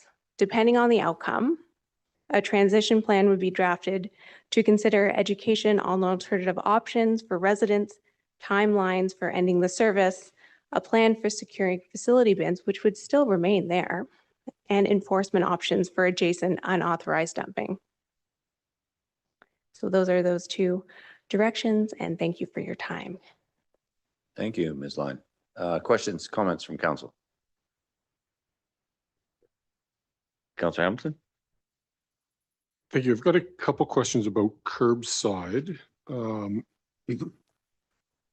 I'd be just trying to decide which order to ask them. I guess the first question would be with regards to our garbage pickup. I know with recycling and with the organics, we spent a lot of time studying, for lack of a better term, for contaminants to try and educate individual households. Do we do a similar thing for the garbage stream to identify if there are clear recyclable, or sorry, obviously recyclables being thrown out into the garbage or organics? If I may, our collection contract with GFL has them reviewing what goes in from the cart into the hopper for every waste stream. However, garbage is often put in dark bags. So the ability of them to see through that. So it is not something we have really reviewed or looked into. Thank you. That was kind of what I assumed the answer would be. And the second question I need to ask, because it's a constant source of consternation in my household, weekly recycling, has that been considered? And my household may be an outlier, but we can go for 4-6 weeks without filling up that one black bin, but it seems like the blue bin is filled up within 2 or 3 days. So I'm just curious on the volumes that are being seen elsewhere, if weekly recycling would make sense. If I may, that one has not been considered because we do have access to the transfer station, which has the full Recycle BC outlet to provide more access to that. Councilor Smith? Thanks, Mayor Milligan. Yeah, I like the ideas of more bear resistant weekly and definitely reconsidering some of the sizes. A lot of people I talk to are, especially those with families or who do long shifts up at the mines. A lot of these guys find themselves in a scenario where things are overflowing and then there's their day offs on a long weekend and then it's multiple days till they can get to a transfer station and then they're back on shift and they don't really have that option.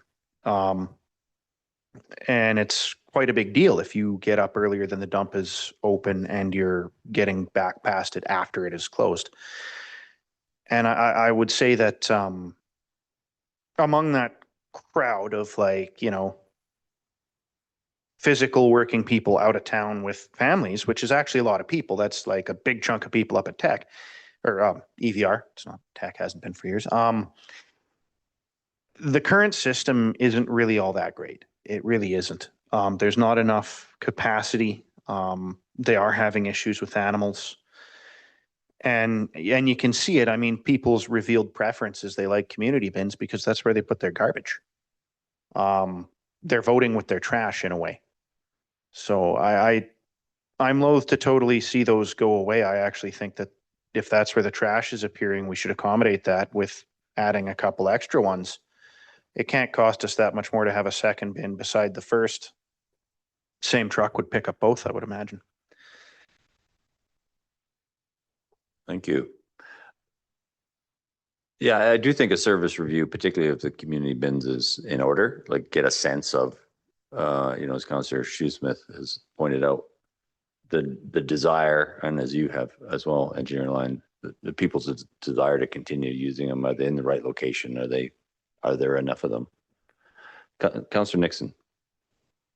Thank you, Worship. I'm just curious about the like if there's data on the actual pickup and if the trucks are coming around and like I don't put my stuff out for like, you know, I put it out once a month, my black bin, and I'm just curious. I notice a lot of other people in our community don't do that. I'm just curious about the pickup, the number of pickups that they do in like the main town and then in the different areas. You know, do we have that number? Like, because a lot of times the trucks are just driving around and they're actually not picking up any garbage. So I'm just curious about, and most of the time, and for the compost program as well, I'm curious about that. Like, you know, I never get even half full of my compost that's in the summer. And then I just, you know, I put it out once, like once every, you know, second week sort of thing, right? So I'm just curious if there's any data that we can see that would, and is the compost program working? Like, are we actually seeing level 3, or I think it's level 3 compost being produced at the compost facility? So those are a lot of different questions that I'm going to give you, but sorry about that. So it's just mostly the data just for the amount of garbage that we pick up at different times, I guess, and if the trucks are just driving around empty. If I may. So, and just because that was a lot of questions, whenever we started the contract with GFL, it is up to them to put together the route mapping of what they think they can collect per day and then propose a schedule. So we are on that schedule, and it has us divided into 2 areas, which they determined would be as much as they could, you know, do in one day. So that is not dictated by us. It is dictated by the collector, or, you know, proposed by the collector, and we do accept it. I would say, I believe about 60 or 70% of homes participate weekly in garbage collection. So the collector has to have a route that goes around every street in the different areas, even if there are no garbages, you know, so just so they make sure that they pass by every home. And organics, there has been, I think I'm going to take that away, but it's not nearly as much as garbage collection. I want to say it's about 40% of homes, but I don't have that number in front of me. So yeah, participating. And I'm very sorry, but I've forgotten all the other questions. I think it was such a nebulous question, a nebulous amount of questions. I'm sorry about that. I do appreciate the 40% number. I think that we'll probably see that grow as people do adopt the program. So that's a good sign. The sooner that we can get rid of these unsightly bins, the better. You know, the one behind City Hall is I'm absolutely just embarrassed every single time I go by there. And those pictures tell the tale. People need to take responsibility for their garbage. I was in a city of 40 million people, and I didn't see any garbage on the street whatsoever. People need to take responsibility for it. And if that means putting it into a different bin and taking it on a Saturday, or getting a friend to put it in their garbage, that's what they need to do. So I don't know, the sooner we can get rid of these bins, the better. I am against putting in a second bin, costing the taxpayer more money. Councillor Roddy Kelly. Thanks, Your Worship.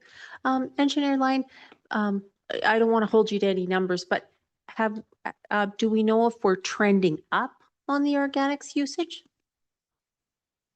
If I may, yes, I'm just remembering these numbers, not obviously very accurate, unfortunately, because we did ask GFL for what they have been seeing for a year-end review, but I sent that off last week to communications and don't remember it off the top of my head, so I apologize. But it is slightly trending up, but it's no. Yeah. Thank you. Any other questions, comments? With that, there are a couple of staff recommendations. I ask our corporate officer to read, if you don't mind.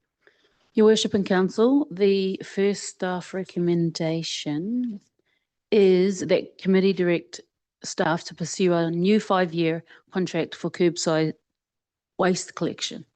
Moved by Councillor Hamilton, seconded by Councillor Nixon. Any further discussion? All those in favor? Any opposed? Okay. And the second one? The second staff recommendation is that committee direct staff to advance a service review of the community bin program. Moved by Councillor Hamilton, seconded by Councillor Nixon. Any further discussion? All those in favor? That is unanimous. They were both unanimous, by the way. Thank you, Engineer Line.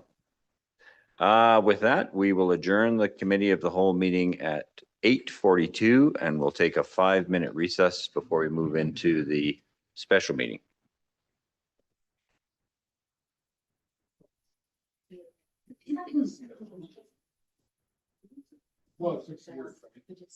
We were gonna add the agenda, Yeah.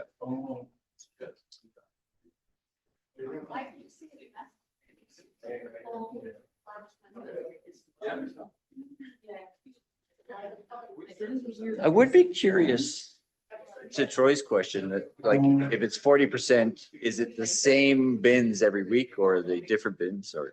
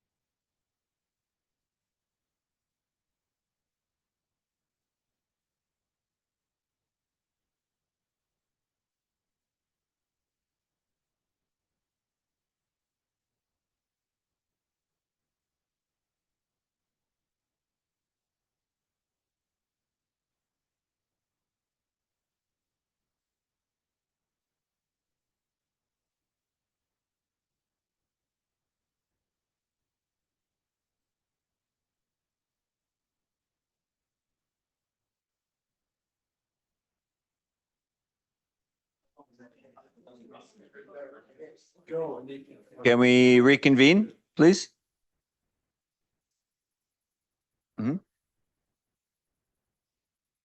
Yes, that's why I put it all the way over there. You're welcome. Thank you, Ms. Rhodes. Welcome back. Welcome to this special meeting of Fernie City Council held on December 16th, 2025.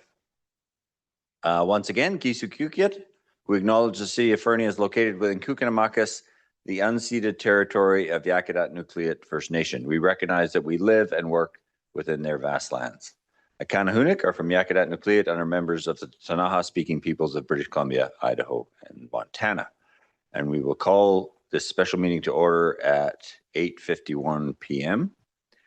And I will ask for a mover or seconder for the following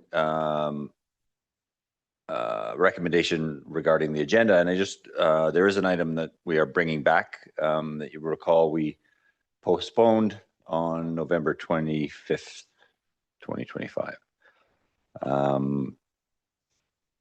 So the recommendation is that the agenda of the December 16th, 2025 special meeting be amended to include the Fernie Chamber of Commerce Partnering Agreement Visitor Information Services Extension Report, and that this report be brought forward to the front of the business items, and that the in-camera portion of the meeting be deferred until January 2026, and that the agenda of the December 16th, 2025 special meeting be adopted as amended. Moved by Councillor Hamilton, seconded by Councillor McIsaac. Is there any discussion? All those in favor? Thank you. I'll now open the floor to public participation and invite public in attendance or participating electronically who wish to comment on items listed on the meeting agenda in accordance with section 3.7.3 of the procedure bylaw to address council, except speakers must not address council regarding a matter for which a public hearing must be held or has been held pursuant to the Local Government Act. Prior to council's consideration of the matter or adoption of the bylaw, speakers must not address council regarding a permit for which public notice must be given or has been given pursuant to the Local Government Act prior to council's consideration of issuance of the permit. A speaker may only address council for a maximum of 3 minutes, and speakers are asked to state their full name and community of residence when they approach the microphone. With that, I'll look to our corporate officer. Your Worship, first up is Mike Jeffrey. Good evening, Mr. Jeffrey. You have 3 minutes. Thank you, Mayor and Council. I was here back in October and I'm back again. Thank you. So quickly, the Fernie Resort over down by the golf course, I know that, and correct me if I'm wrong, both the city of Fernie and the owners did a 50-50, whereas the city did the prep on the road and then the owner paved it. The traffic amount there is just the campers going in, campers going out. Now, if we go to Coal Creek Road, I think the last time I mentioned that there was a lot of traffic, you know, the hauling of logging trucks and the amount of snowmobile groups going through in the wintertime, mountain bikers, and whoever else is using that road. There's a lot of traffic that goes through now. So now when I look at what Mr. Pennell did, thank you very much. That seems to me an additional with this new Pearstone campground. There's an estimate out there of another additional 73,000 cars going down Coal Creek Road. So that number is shocking to me, because there's a ton already going down that road. So the amount of volume going through, not only on the unpaved, but on the paved section right through our community is outstanding. It's just way too much. So I would like to see it still get paved, because we have the issue with the noise and we have the issue with the dust. And from what I can see with this note here, the developer is only going to contribute a maximum of 25%. Maximum could be 10, and the rest goes to the city. Whereas with the other Fernie Resort, I thought it was a 50-50. So why is it not 50-50? Again, for Pearstone. Why are we saying, okay, we'll be okay with just the 25%, maybe not. Then also, it looks like there's a credit for 25% for the cost of the road upgrade for up to 2 years. And this option could allow council the opportunity to see how the road fares in the upcoming 2 years with the campground in operation. So what does this mean? It means that no paving's happening. It means that we're going to look at it for 2 years, more dust, more noise, a full volume of 73,000 more cars going through, and nothing's happening. And the developer is declining to do any special agreement on the dust suppression and grading on an annual basis. So he's getting off scot-free, in my opinion. So I think there should be some more consultation. And also, in my opinion, if there's that many cars being added to it, I would be in favor of the other option if it going back to the Montaigne Parkway option instead. Thank you. Thank you, Mr. Jeffries.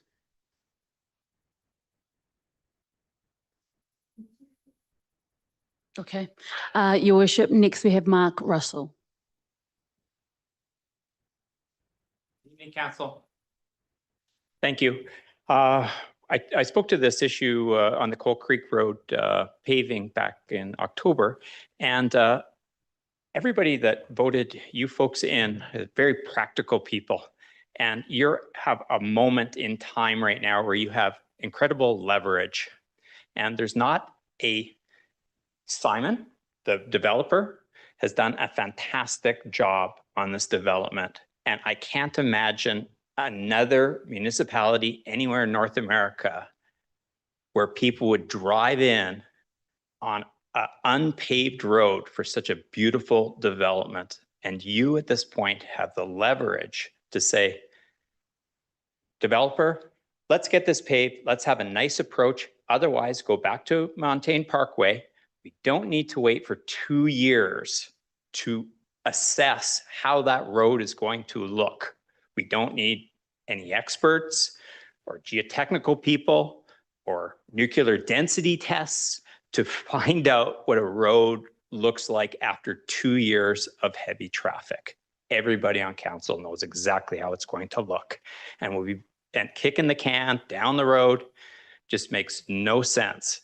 Let's just pave it. Now, again, we don't need any experts. We can temporarily pave it, and that may circumvent you from calling on all the experts for culverts and embankments and all those things. And that bit of 3 inches of blacktop you can have put down will temporarily last for 30 or 40 years, just like we've done in the last 80 years in this town. So thank you very much. Did I say my name was Mark Russell? I don't think I did. Did I? You did. Okay. I want you to remember me. So every day I wake up and I say, don't be an old person. And by the end of the day, I find myself being an old person. So I'm sorry. I'm not an old person. I feel young at heart, but please, this is super simple. He's done a fantastic job. Let's have a nice approach. Otherwise, you can go through the nicely newly paved road on Montaigne Parkway. Thank you. Thank you, Mr. Russell. Next, your worship, is Rust Bars.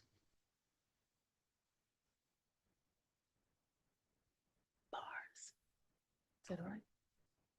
Again, my name's Russ Bars. I just live pretty close to Mike, just on the corner of Coal Creek Road and Pine Crescent. And so I'm here representing our house. We're about 2 houses in from the edge of the road. And I'm representing 3 other houses that are just right in that same area. And it's about the same topic that Mark and Mike talked about. I'm not going to go over some of their points. I do want to highlight a couple things on the traffic itself.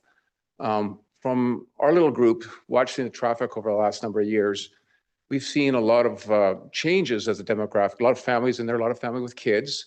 And that road is occupied a lot by people walking up and down with dogs. We get a lot of people biking up Pine Creek or Coal Creek, biking to the first bridge where the barn exit was, and you cut across. And so you have a lot of conflict between walkers, cyclists, who on weekends is packed with family cycling, and then you have cars. So now we want to more than double it. I don't, when you talk about your number, Mike, I think about it in daily rates. I think the estimate was 200 trips per day. That's a lot more than 25% on a lot of average days. That's a lot of traffic going across there. So my worry is risk of people and conflicts, especially on icy days, potholes where cars are swerving, low visibility. It's, the gravel road is often destroyed, and it's not just by the logging trucks. It's pickup trucks going by. There's dump trucks going by. So that road is often bad. A paved road would be a lot better. It's a pretty simple solution. It's not going to get any better in 2 years. That's just a delay. So I'll comment on the report, though. I went through all the reports, and the report on the 4 reasons why you supported or recommending variance to the bylaw. I'd just like to point out, I think all 4 of those are suspect and highly debatable. The first one was talking about unique land use, and it was saying that this isn't a suburb, and it's right, it's not a suburb, but it's 100 families living there in that campground. Those are, I don't see the difference between 100 people living there in a campground and 100 people living in a house. So that land use to me doesn't really make sense as an excuse to that. The second one was talking about the impact of the neighborhoods at the city network, and it was referring to the logging trucks being the prominent issue there. Well, the logging trucks aren't the issue anymore. It's all this new traffic that's going to be. So that's number 2, is I don't agree with. The cost and repair, well, if it's subsidized, the capital cost will be a lot lower. So it's not really a cost issue. And the flooding potential is further on down the line. So my concern is paving it from the start of the town to the first bridge. I don't really care between phase 1 and phase 2, the second area. It's that first area where you have all the traffic issues, in my opinion. And I don't think you need the lights. Lights not important, so I would just stay with the paving. But I prefer what Mark said. Let's go back to the Montaigne Parkway exit. That's the best solution. Thank you. Thank you, Mr. Barris. Well timed. Our last speaker is Simon House. Welcome, Mr. House. Simon House, Fernie, BC. 72,000 cars, it sounds a lot, but that's 8 cars a day. So that's the impact. I venture to say we don't have a lot different than that today. But staff have made it clear that it makes no sense to pave this road. There's a few people that will benefit from it. 3 of them are sitting here today. But the rest of the taxpayers in this community will end up paying for it when the road washes out and when it has to be replaced for 8 cars a day. I don't see that as any benefit at all. To imagine what's good for my campground that we spent 3 years building, to try and imagine what our customer looks like and what will they enjoy and what we're targeting, I think is a gross misunderstanding of our development plan and who we're targeting. So, and I just want to be very clear about who will end up paying for this road in the long run. And it'll be the bulk of the community who don't use it. And I'll find it hard for council to support that. I go back to supporting staff, support their recommendation. They've looked at the costs, the initial cost, the replacement cost for the benefit of a few. Thank you. Thank you, Mr. House. Your Worship, we have an online participant, but that is all from the gallery today. Thank you. Yeah. Wait to see who's promoted.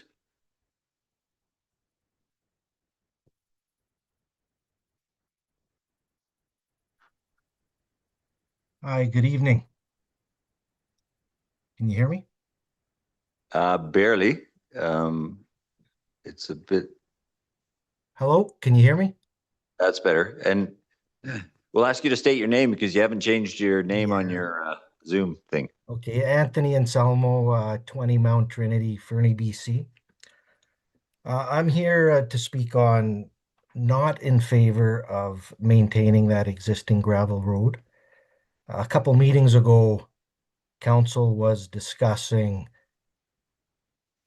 the road that's Montaigne Parkway right now. And what happened with that road? Developer didn't have to pave it at the time, and we went years down there with a very uncomfortable road. Eventually it got paved, beautiful road. I think we're talking about the same thing. Especially when we see numbers, 73,000 trips per year. That's a massive amount of vehicles, extra vehicles that we're not counting for right now. Last council meeting, council also decided on funding a study for possibly using the dump, the old dump, as a sports field. That's another example of probably, maybe if it goes that way, not the far distant future, of more traffic heading down that way.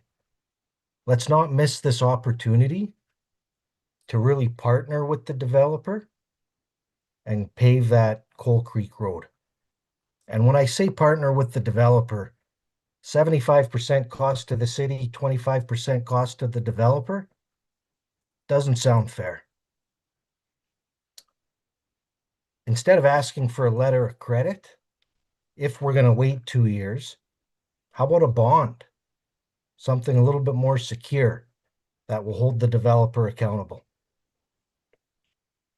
Thank you. Thank you, Mr. Anselmo.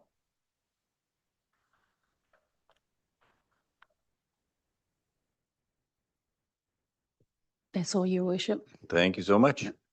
Thank you, everybody, for your input. That brings us to the item in question, item 5.1, Coal Creek Road Montaigne Campground DVPA. A report from our manager of engineering, Mr. Pinnell. Welcome back.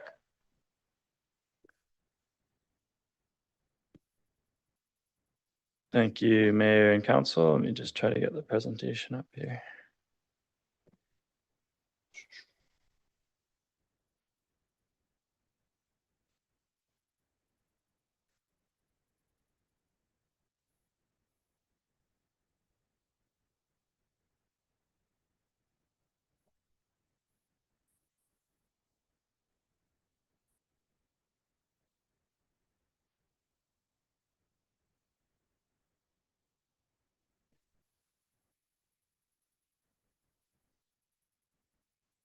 Not sure how much of an introduction this one needs. It's been well introduced by the public, and but anyways, good evening, Mayor and Council again. DVPA 612 is an application by the Montaigne Developments, the developer, to vary subdivision and development servicing bylaw number 2514 to remove the requirements for paving, curb and gutter, underground drainage and illumination. This report was provided in response to direction from council received at the October 28th, 2025 regular meeting of council regarding access to the newly developed campground, and includes additional pavement options for council's consideration. So we will go through as detailed in the council report. Staff have reviewed 3 main options with the developer, one being pavement to satisfy the requirement for paved access per SDS bylaw 2514 and use Coal Creek as the primary access to the campground. The developer has proposed to contribute a maximum of 25% of the paving costs and believes the remaining portion should be covered by the city based on the current existence of the road and the other users, as mentioned in the public feedback period. Also, the developer has declined an option to enter a special maintenance agreement, which would require them to pay for a portion of dust suppression and grading on an annual basis. And alternate access, should council not issue the variance, Montaigne Parkway would provide an existing alternate paved primary access.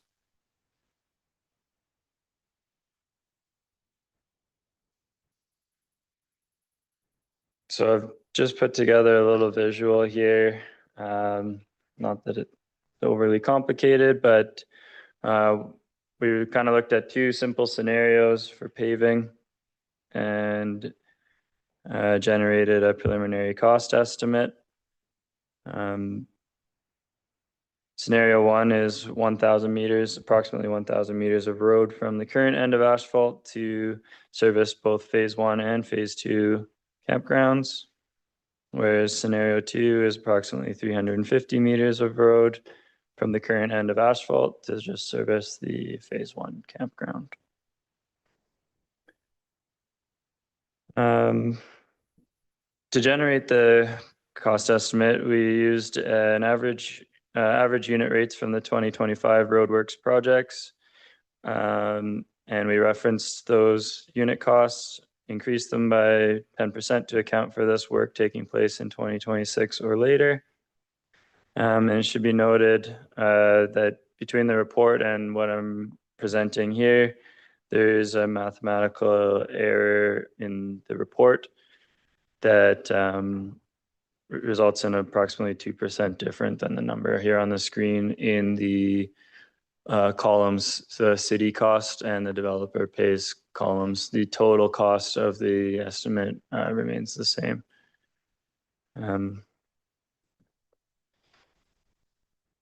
So I guess speak to the numbers there. It's not nothing. It's a pretty substantial cost to pave these sections of road. A number of assumptions were made in that cost estimate. To simplify the cost estimate, so I'd recommend a detailed design would refine that 25% contingency that is on this cost. And you'll see that the proposed width is aligned with the subdivision service and development servicing bylaw. We've elected to estimate using the rule cross-section because that inherently removes the sidewalk and lighting. So it's 6.6 meter width pavement with a 2 meter shoulder for the length of the road. And we'll go over the alternate access, as mentioned, just to give everyone a visual. And we're saying coming in from Montaigne Parkway, it would provide an existing paved access to phase one campground. But what is shown on this figure as a pedestrian bridge between phase one and phase two, you would require a vehicle bridge to access phase two if this were the proposed primary access. If Montaigne Parkway were made the primary access, Coal Creek Road would only be used as an emergency egress route, and it would have to be closed, which is not consistent with the current campground design and layout. And the developer has stated that if they proceed with the Montaigne Parkway access, it will require relocating two longstanding user groups, the horse therapy group and the chicken farmer, and it will temporarily close the Montaigne trailhead, I guess based on the traffic routes through the property past the community farm. This option is undesirable for the developer, as we've heard today.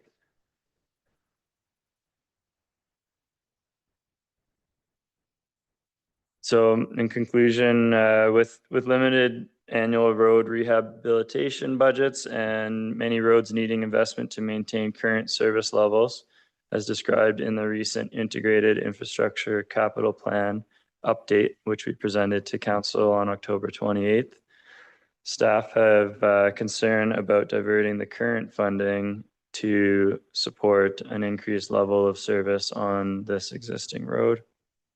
The paving of this road at this time would represent a notable upgrade, but burden the taxpayer with more significant capital costs initially and infrastructure carrying costs. As you may recall, we discussed the cost of maintenance over a 25-year period and the cost of a mill of rehabilitation after 25 years of service.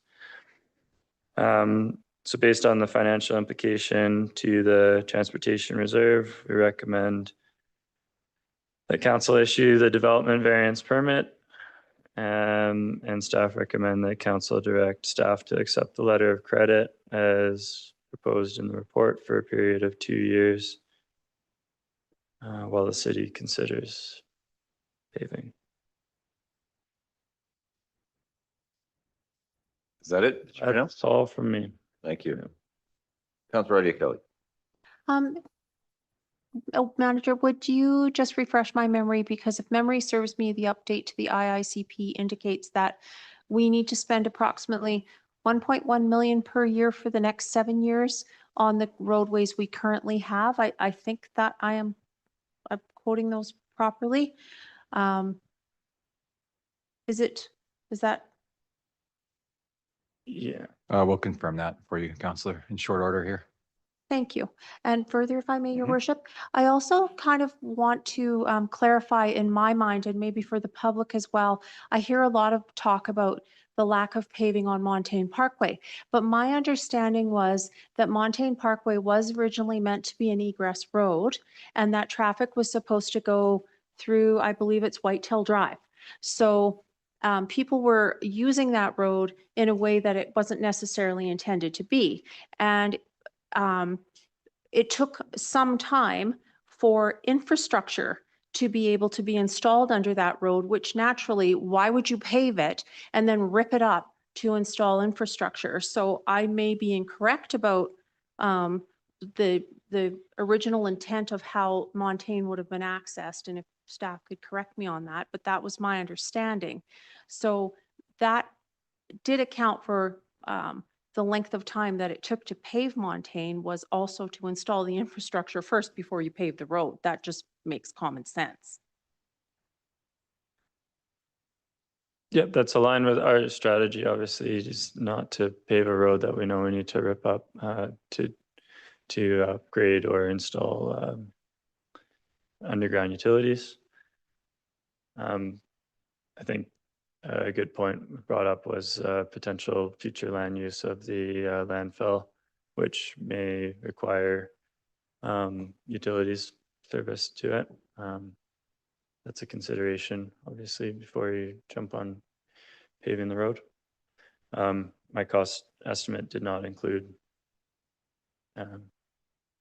any utilities in the road. Mr. Baranowski. Thank you. Just small note of clarification. I think primary access for the Montaigne neighborhood was through Slalom. Yep. Thank you very much. And I would just note it's just a significantly different scenario in terms of what is built past Montaigne Parkway as to what is built here. And the servicing and road requirements are notably different in both cases. So they're not quite, I wouldn't say they're not objective, clear comparators, but certainly your point was correct. It was not meant to be the primary access. It was the access of convenience, though, and that is what people will take in a vehicle. Further? Yeah, I just wanted to highlight for the community that, you know, there's one of the speakers tonight spoke to complaining about that road not being paved, but it wasn't meant to be the primary entrance to that subdivision was kind of my point. And then of course, right, in our own IICP, we have two recommendations. We have recommendations for sets of roads that are not above utilities that we need to repair, and sets of roads that are above utilities that needs to be repaired. And of course, then the advice given is different, right? Depending on your budgeting and other constraints. So I just wanted to kind of highlight that for the community because there seems to be some confusion about that. Thank you. Councillor Shoesmith. Thank you, Mayor Milligan. Let me recollect my thoughts for a second if anybody has something else. Oh, Councillor McIsaac. Thank you, Your Worship. I've got a couple comments I wanted to make. I want to start with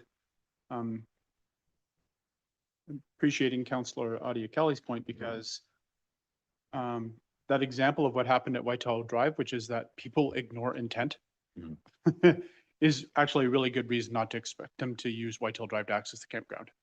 If it's easier to take the Coqueta Road, that's what they'll do. And that's unfortunate. It was really unfortunate in the case of Whitetail Drive because we actually had people steal and destroy city property in order to facilitate people using that egress road, and which was shocking to me, frankly, that happened. But the nature of such was, again, that ended up not being paved in the first place because of a negotiation to make that egress, and council approved it instead of saying you should just go ahead and pave it. And then we would never have had the problem in the first place. But that's actually not what I wanted to talk about. Volume increase is a primary reason for paving a road. That's one of the reasons why you do it, because a bunch more cars are going to use it. I don't know if 73,000 trips a year is the right number, but I do know that's 200 cars a day, not 8. And I suspect that's a considerable increase on that gravel road. I don't know though. It's also true that there's quite a few roads in Fernie that most people don't drive on. So I don't think it's fair to say, because it's a relatively small number, that we should not be supporting it. Now, having said all that, I will say this. I think that's a wonderful project out there. I think it's a very needed amenity for the community. We have so little short-term camping around. I think it looks great. It's in a great spot. I'm super happy for the developer and where they've got to on this. I think it's fantastic. And I actually would be happy to support delaying the paving to see that project get off the ground and rolling and so on. What I'm not very comfortable with is I don't think we have enough information to determine what the actual split in cost should be. What I would like to see is after 2 years, let's do vehicle impact decision between how much traffic is on the road because of the campground and how much isn't. And let that decide the split in costs. If it turns out that only 25% of the vehicles are going to the campground, great, we've got a good split.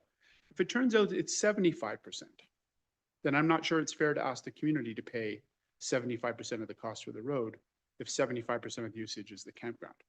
So if the developer is confident that it's not going to be very many cars and that the number is going to be quite low, then I'm sure they'll be happy to enter into an agreement that says that they'll cover just their share. So that's what I would like to see put on the table. Let's help this particular development move forward. I would like to see that happen. Let's make sure that there's fair and equitable cost sharing, and that should be based on usage. And let's do the work then. Thank you. Councilor Schuler? Thank you, Mayor Milligan. I'm of several minds about this, but I think we have to kind of ground ourselves in reality here. What we can and can't achieve. This, I believe, is a public road, and I'm not sure we have the leverage to compel the developer to fully pave it. Were we to go down that route or to attempt to go down that route, I'm sure he would use his other access, and our only real leverage then becomes the cost of that bridge that he would need to do for his second phase. Should we want this thing fully paved, it was mentioned at the last meeting that we would need to armor that, and then we would indeed probably wind up digging this thing up again. On the other hand, I'm a firm believer in paying attention to people who pay attention to the city and who care and who show up and who are involved. And I believe that decisions should weight heavily the people closest to them when we're making them. With all that being said, I'm not comfortable attempting to get this paved. I don't think we'll get what we want. We'll wind up with some sort of back and forth imbroglio that winds up with more gravel. I don't see the temporary deferral while we do the traffic analysis and see this built out as a bad option. If only because I think we'll probably be able to use that time well to understand what those impacts are and perhaps to understand what the further use down that road might be. It would be wasteful of us to either compel someone else to pave it or ourselves pave it or split that cost somewhere and then dig it back up and lay infrastructure. I think we should hold off on that for now until we're aware of what infrastructure is going to be under it. Councillor Nixon and then Councillor Audie Kelly. Thank you, Worship. 73,000 trips per year. That's quite a bit. That's quite a bit of dust. I guess my question is, how did we get into this pickle? Like, how did this happen? I mean, did the developer consult with the city prior to determining the Coal Creek will be the primary access for like this amount of traffic, 100 sites? I mean, I'm just curious about that. Mayor, through to council. Thanks for asking. I would not like to be, I'd rather not be in this position and put you guys in this position as well. Our bylaws and our processes aim to prevent this scenario by encouraging early consultation and considering things like a traffic impact study on a new development. The way a campground triggers our building permit or plumbing permit requirements is interesting because servicing a campground site doesn't exactly fall under the BC building code or plumbing code requirements. And therefore, the bylaws don't clearly, it leaves a bit of an ambiguous interpretation of to what the process truly would be for building a campsite.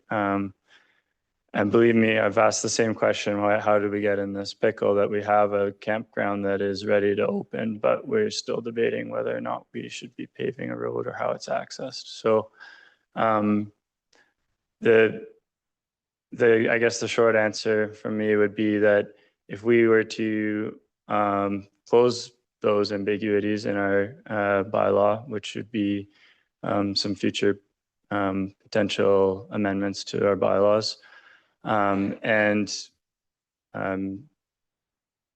improve our already ongoing efforts of educating and providing guidance as to the development process in our city, we could avoid having to make a tough decision like this, because if we were saying to a developer, if you want to build this campground, you must pave this road, and that didn't make the numbers work, then maybe you wouldn't be in a position that you have a campground at all.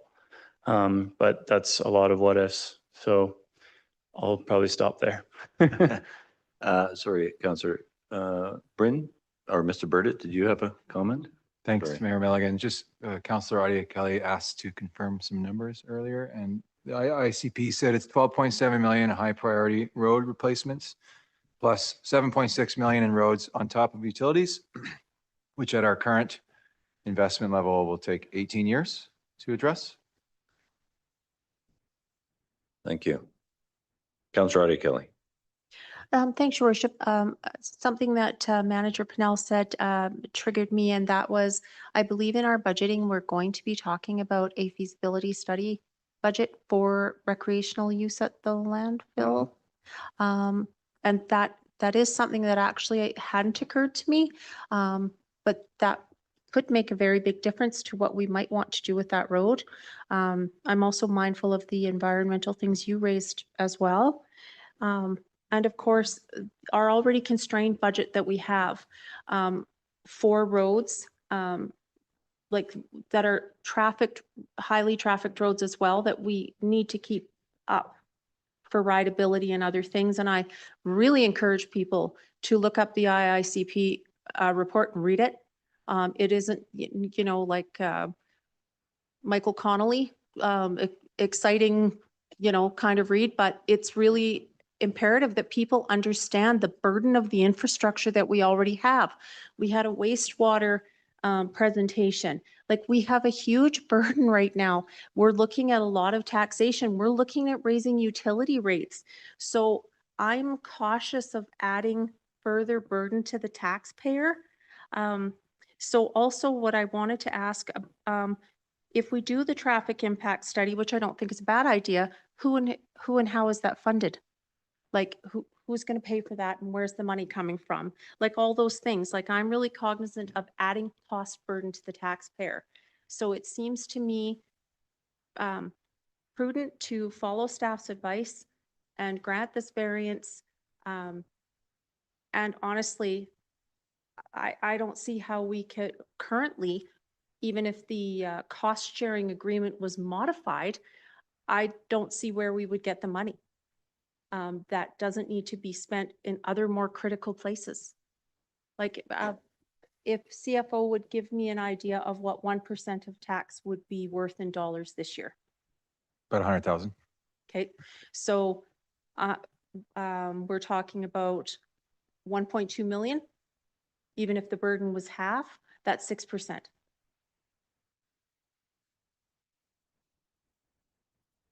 Councillor Hamilton and Councillor Shoesmith. Thank you. Councillor Adia Kelly's comment kind of aligned with my own thoughts. The cost to the city to pave this is really high, with a significant number of other infrastructure issues that we need to face, or not face, we are facing that we need to deal with and tackle. My only concern with the staff recommendation are, the terms of this credit note, 2 years and 25%. Were those terms dictated at us, or was that maybe a negotiation that was had? Would be my first question. Mayor, through to council. In efforts to keep the report relatively concise, I didn't go down that whole explanation, but it was mentioned, why not a 50-50? And so the developer, upon initiating the development and applying for hazardous lands application, the old bylaw, 1727 servicing bylaw, was still in place at that time. And that bylaw states that a developer must provide services up to the center line of the road. So as it was proposed to us, was that they were proposing 50% of that requirement, which is 25% of the total road. And that was the logic on the 25%. Again, I hate to try to apply or uphold an old bylaw because of something that's kind of been ongoing for that length of time. So it's always a bit of a messy period between switching bylaws, especially when there is a difference like that. So again, just to be consistent, everything has been applied to the new current bylaw as far as road standard and what the requirements are and what we actually truly are varying. But that's where the proposal was rooted from. And that, I guess, 25% is applied to both of those scenarios as I guess, a quarter of the road. I don't know how you'd want to divvy that up, but again, could ask for more options if you wanted to. Again, I'm hearing the public. There's obviously a lot of concern about dust and potholes there. I do want to note that the IICP does identify the current paved Coal Creek road as being high on the priority list for rehabilitation. There's more in between options, right? Again, could bring you more options, but Paving even 50 meters, 100 meters, 200 meters beyond the current paving may satisfy some of the concerns, along with advancing something that's already slated in the IICP. There's infinite number of options. So just wanted to put that out there. Again, it's not take it or leave it necessarily here, but if between these options, my recommendation still stands that I don't think we should be spending the capital funding required to service all the way to the phase 2 campground. Thank you, Mr. Brunel. Councillor Susan. Thanks, Mayor Milligan. So many divisive issues tonight. Jeez. You know, how'd we get here? The ambitions and vision and energy of the builders just exceeds government's imagination. And it always will. You can never make laws for every contingency. It just won't happen. You can try, but it's just not going to work. I think Councillor Audia Kelly makes some really excellent points there. I also worry in our talks about paving is, it seems to be that if we were to pave, that would necessitate armoring this. And that would be a whole other set of costs that we haven't even spoken about here. And I am concerned, again, about laying asphalt and then ripping it back up. So I think further to that, even though I would like to see it paved, I think we have to be real about the city's finances and where we're at, and also about how much leverage we have here. If we do try for that, I don't think we can get that. I think we'll waste everybody's time and some more money. I think the safest option is the 2 years, the contingency there. I think that allows us to get a better handle on some things. I think that doesn't jump the gun. I think if we're going to wind up laying utilities for a sports field, that can happen in the interim and not involve us doing the work multiple times. Councillor Audia Kelly. Thanks, Your Worship. One final thing. If I recall correctly, one of us asked about the estimated tax revenue that the city would accrue from the campground once it's open. And if I recall, that figure was approximated at 70,000. Going off memory, that sounds roughly right. And that was just based off the other campground in town. That was based off the other campground in town. So let's just assume that that's fairly accurate and that 100,000 represents 1% of tax. So I think that's an obvious benefit to the community to bring in those tax dollars. I am just really concerned about adding to our infrastructure burden when the infrastructure burden that we already have is like ginormous. Mr. Boranowski, you had a comment? No? Councillor McIsaac and then Councillor Hamilton. Thanks, Your Worship. It's not that I don't appreciate your point, Councillor Audia Kelly, but when is that not going to be true? Right, like that, every single piece of infrastructure that we ever look at in the community forever is always going to be at the end of a long list of costs of infrastructure. I appreciate your point. I don't think it's relevant to just this decision. It's in every single one. So I wouldn't say, oh, we shouldn't build a road because roads are expensive. We're going to build roads regardless. So the question, I really believe, is based on what the community's asked for, what the developer needs, what the city requires. And so those are where the thing is.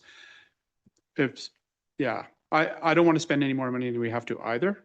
But having said that, I don't know very many people in town would be happy to have a gravel road in front of their house, a whole bunch of cars going up and down. Very few. And if they came here and said, why is 11th Avenue not paved? And we said, well, sorry, but we've got other roads that we're working on, so you got to live with a gravel road. I don't think they would accept that as an answer. So, and I don't know that the people that live out there, Pine Crescent, are going to accept that as an answer either. So what I'd rather see is, rather than throwing up our hands and saying, oh, well, we don't have the money, so let's not do it. I'd rather see let's make a plan to decide how we're going to decide to do it. Is there sufficient traffic out there? Is the traffic being primarily driven by the campground and so on? And then use that information to decide whether or not it should be paid. It's very possible that we are grossly overestimating the amount of vehicles that will be going out there. People may be staying for longer. There may not be new cars every day. People may ride their e-bikes in back and forth from town. And so what we may see is that the impact is actually quite a bit lower than the worst case scenario. So I'd really like to see some information and then use that to drive the decision making. Councillor Hamilton. That's a perfect segue to the second question that I wanted to ask was, where did the idea of 2 years come from? And does 2 years make sense for us to complete a study like Councillor McIsaac is suggesting? Is that going to generate enough data? You know, it's basically going to be 2 summers worth of information at most. But does 2 years on that credit note give us enough time to gather sufficient data, analyze it, deliver a report, us to discuss it, debate it, and then make a decision? Or should we be going back to the developer and saying, you know, we'll accept 25%, we'll accept the DVPA, but we need the credit note to be 4 years, 5 years, 3 years? You know, is there a better timeline that suits our needs and our capacity?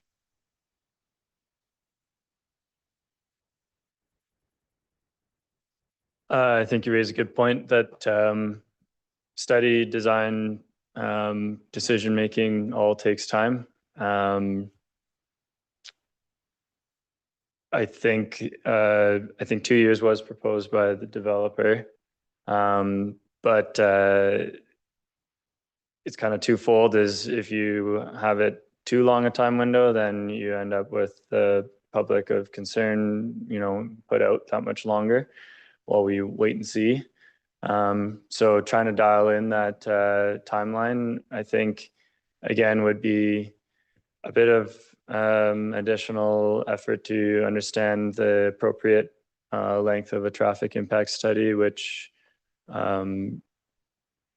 would better inform the design and I guess also the cost split. But if you take 25% now and then do a traffic impact study and determine that it's more than 50 or 75% of the use of the road is the campground, then you still only have the 25%. So I'm not sure the real benefit on the traffic impact study with that, but yes, 2 years was proposed by the developer, and by no means is the perfect timeline. I haven't put that much detail into it. Sorry, I was honestly not part of that conversation just because I was away. If I may, we can do a TIA in under 2 years for sure. It's usually one or two times, like you pick peak times and a short analysis. So that's certainly not of concern on the timeline. Did you have further? I do, but the question hasn't fully formulated. Councillor Adi Kelly and then Councillor Sousa. Thanks, Your Worship. I think actually Director Weir answered. I just wondered about the timelines of the traffic impact study. And as I mentioned, who pays for it, how, what's our mechanism? And then also for my sort of thinking, I'd also want to know how it would link to the feasibility study for future recreation. So the one thing I'd want to caution though is the use of Coal Creek is very seasonal compared to if you picked a moment in time out of a neighborhood where, you know, Tuesday is different than Saturday, but Tuesday in the winter isn't necessarily that different than Tuesday in the summer. Whereas Coal Creek, those two Tuesdays are very different. You have different user groups and you have different, well, we previously have had huge rushes of logging, for instance, in the fall. So I just caution that a traffic impact study may need to spread a little bit further than.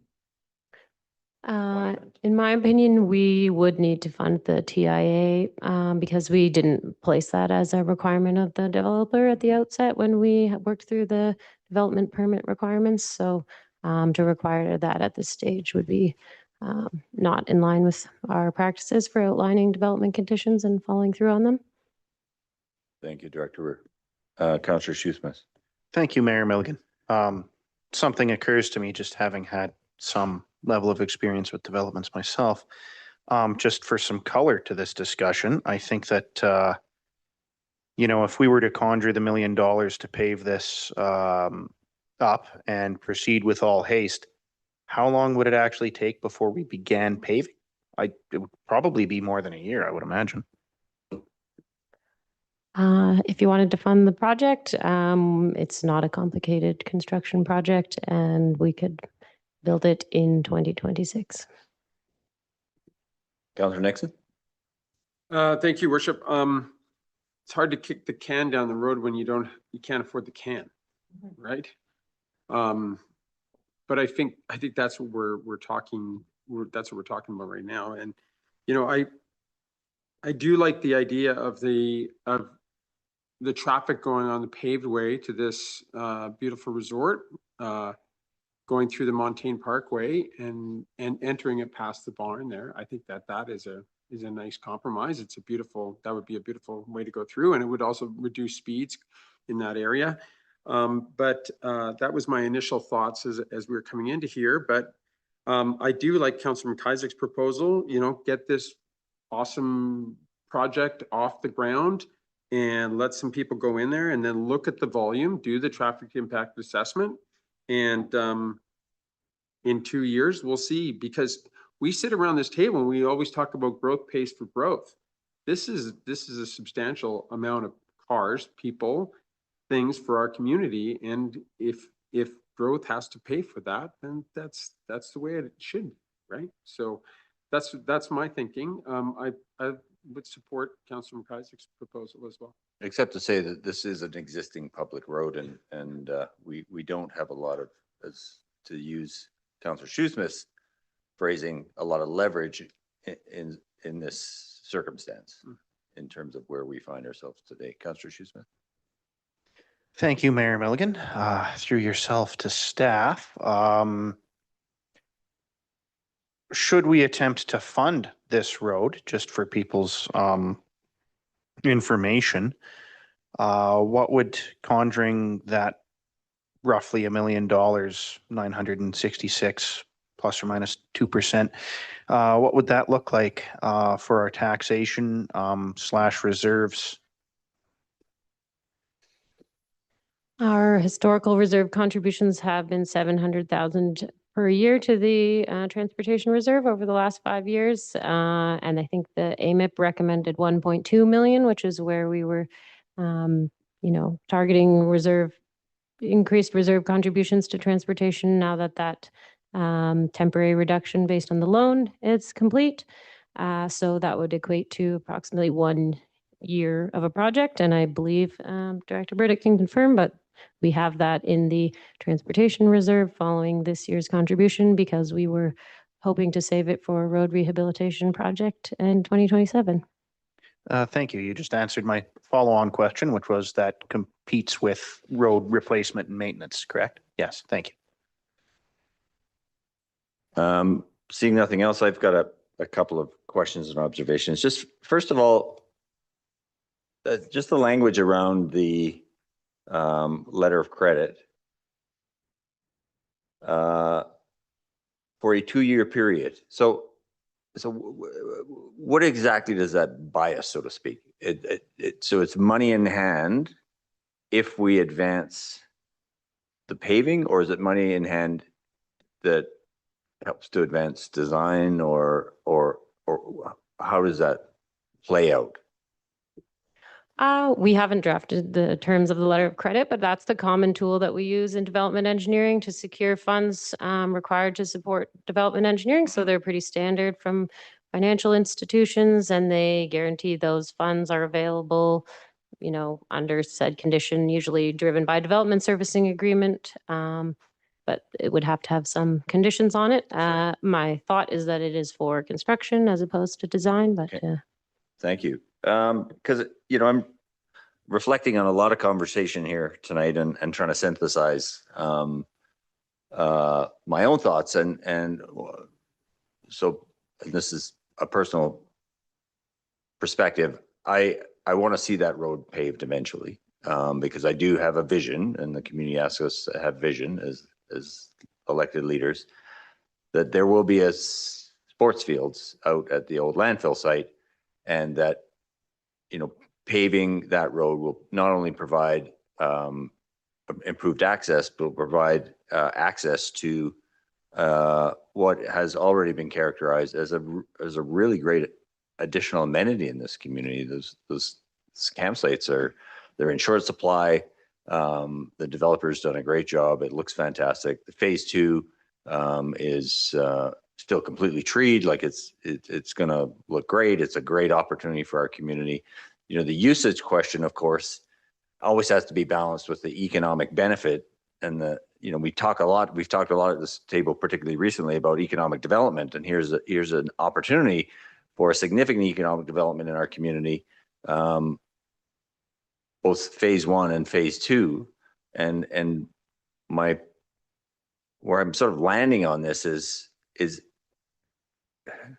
reflecting again on Councillor Shoesmith's comment, is we don't have a lot of leverage, but this provides us sort of money in hand to improve not only our infrastructure, but improve the experience of people who are coming to our community to use this facility. And I'm sort of currently landing on the side of the current staff recommendation about, let's get this thing open, let's keep that money in hand, and let's see how this plays out, and let's look at the numbers as we go, both from a road usage, but from an economic development perspective. Like, what are we seeing in terms of usage and the impact to the community? And because in my grandiose vision, those campsites are full of people who are attending tournaments at the ball fields at some point, and that are all out there. And I do also wonder about infrastructure. In my mind, you wouldn't put the infrastructure under that road. You'd put the infrastructure under the existing trail that goes out there, because we're not going to pave that. And that goes exactly where we need it to go. Like, there's an engineering question there that I'm not sure we'd want to put the infrastructure under that road anyway, because of its proximity to the creek. There's some engineering considerations there. So in my mind, I think there's an opportunity here to sort of proof of concept in terms of, let's see what the campsite can do for our community, and we'll have this 25% in hand, whether it's to phase 2 or just to the existing bridge. And we avoid, as Councillor McIsaac has said, this notion that people don't follow intention, right? Like, I don't want to end up in another big bun fight about the future of, or the actual chosen access. It's never not been ironic to me that the emergency egress from Montaigne had a gate on it, but at the same time it was called Montaigne Parkway.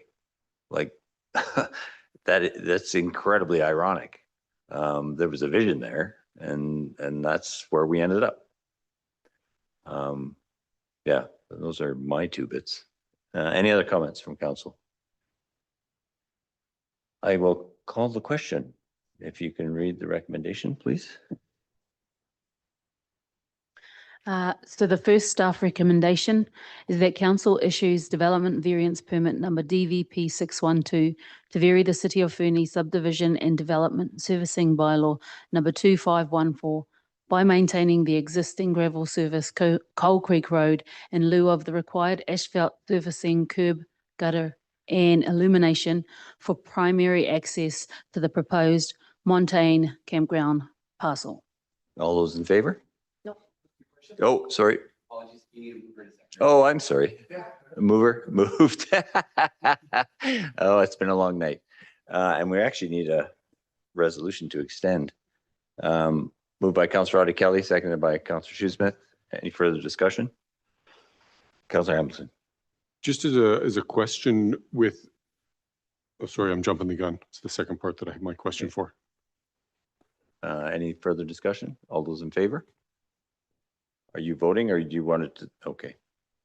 All those in favor? Councillor Shoesmith, Councillor Nixon, Councillor Audie Kelly, Councillor Hamilton, myself. Opposed? Councillor McIsaac. And the second staff recommendation?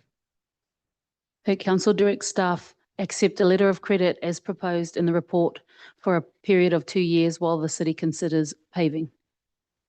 Mover, Councillor Audie Kelly, seconded by Councillor Shoesmith. Discussion? If the city has not begun paving on the road in the next 2 years, does the letter of credit go back? Yes, typically letters of credit are durated to a specific date. Yeah.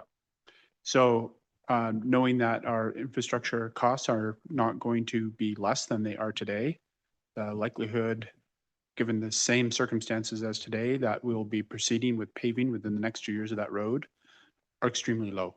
All the same arguments that you've heard here tonight are the same. So this is a 25% bet that almost for certain we won't be taking it up on. Councillor Hamilton. Thank you. Yeah, my question was specifically, I don't see in the report what the dollar value of this letter of credit is going to be. Are we going with scenario 1 or are we going with scenario 2? It's not a dollar value, it's a percentage of cost. I think it would be a percentage to the costs, like the costs we calculated were shared with the developer, and then he agreed to 25% of those costs. So the letter of credit would say 25% of the costs to this dollar amount as stated in the report. Councillor Audie Kelly. I just wanted to go back to staff had mentioned, I know it was also in the, it was in a report, or we talked about every other years because you were trying to save money so we could do a sort of a bigger, better paving project. Do we have one in mind for 2027? And I don't mean to put you on the spot, sorry. The project for which we've completed conceptual design is finishing 4th Avenue on both sides of where we started the 4th Avenue project to 4A Ave and to 13th Street. Councillor Shoesmith. If I thought we could get the developer to pave this without us foregoing other maintenance or raising taxes, I most definitely would have voted for that. But I don't think we could get a better deal with the leverage we have than the one we're getting right now. And I'm not willing to forego other maintenance. With that? Sorry. Okay, Councillor Nixon, and we need a motion. We're going to be outside our procedure bylaw. I'll move that. If we don't, can we move that while we have a? You can table the current motion. Okay. Make a new motion. Seconder to table? Yes. Moved. Seconded by Councillor Hamilton. All those in favor? Uh, Just helping, I'm just helping. Yeah. Taking over. And a motion to extend beyond 10 p.m. Councillor Audie Kelly, Councillor Shoesmith. Any discussion? All those in favor? That's unanimous. Thank you. Just under the wire. Yeah. Motion to lift off. Lift off the table. Councillor Hamilton, Councillor Audie Kelly. Okay, where were we? Councillor Nixon. Oof, that was a quick turnaround.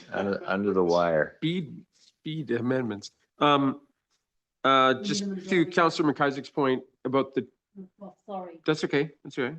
Point of order. We need a majority vote to lift it off the table. So we have it. we Okay, had thank you very unanimous, much. Yeah. You've got to look up from your paper. I know. Thank you. To Councillor McIsaac's point, the 2 years was set by the developer. Is there a chance to extend that as well? Like, is there an opportunity to make that maybe 3 years, and then we can work that into a plan? Because this is now coming, it's coming really fast in front of us, right? So, I don't know if there's a comment to that effect. There is a potential opportunity, not without us coming back for an additional staff report to you and discussing that with the developer. Yeah, fair enough. And Councillor Hamilton. Thank you, Your Worship. I'm still not clear from the response I got as to how much the letter of credit is for. Is it for scenario one, the $322,139, or will we be asking for the $112,749? I suspect it depends on which scenario we advance. Yeah, that's correct. I think it would be, if scenario one, the idea is 25% of the cost of either scenario. So at this point, it would be wise to take the full scenario. And then if you opt for a shorter portion, you'll just use 25% of that. Thank you. Any more discussion? All those in favor? Myself, Councillor Nixon, Councillor Audie Kelly, Councillor Hamilton. All those opposed? Councillor McIsaac.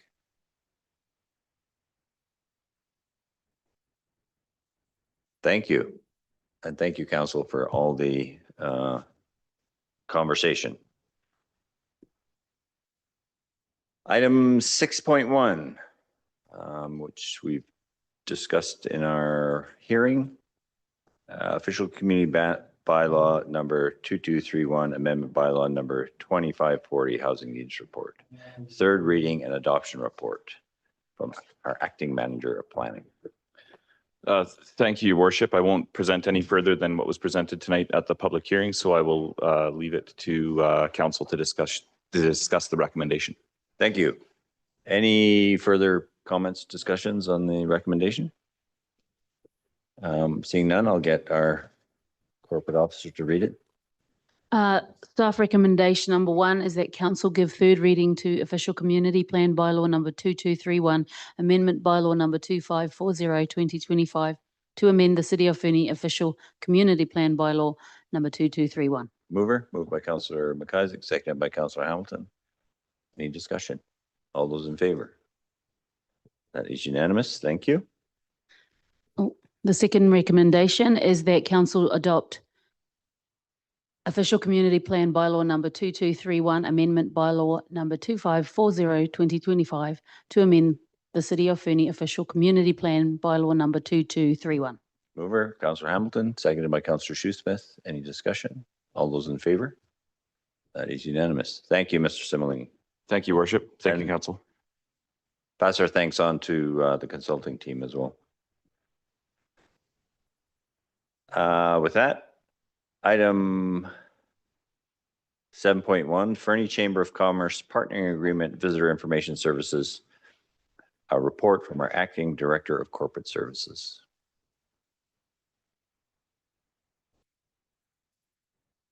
Good evening.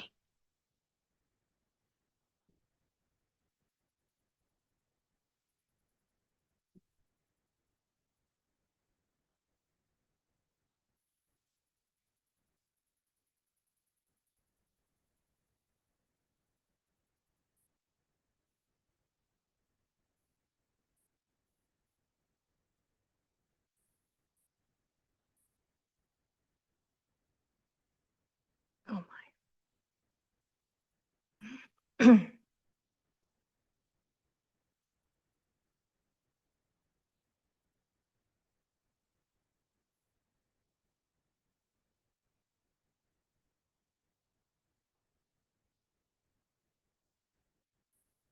Thank you for your patience. I'm before you this evening to discuss the Chamber of Commerce, who provides the visitor information services and operates the Visitor Information Center with a partnering agreement extension.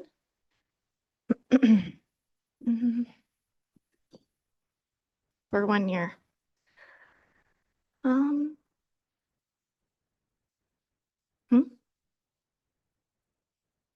I'm unable to advance the slide, but if you'd like, I can verbally continue.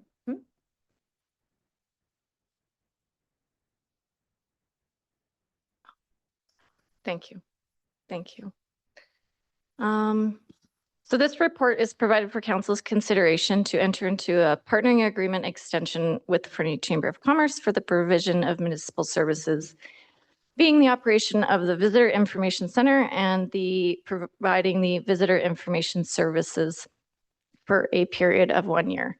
The draft partnering agreement extension is attached to this report for council's information and review, and it mirrors the current existing agreement and defines the terms, payments for provision of services, and requirements of the service, including insurance and indemnity provisions, accountability, and reporting requirements. The chamber currently operates the visitor information services and the VIC on behalf of the city through that partnership agreement, where the last renewal occurred effective 2021, and it is coming up to an expiry on December 31st this year, 2025. We have proposed a 1-year extension with status quo in funding and other considerations, as the chamber has expressed a preference for a 1-year extension, which allows for additional time for them to assess their ongoing capacity and interest in operating the Visitor Information Center and providing the visitor information services, and to consider potential future service delivery approaches in collaboration with other stakeholders as well as the city. The city is supportive of the proposed extension as it maintains that continuity of visitor services and preserving flexibility for both parties over the coming year.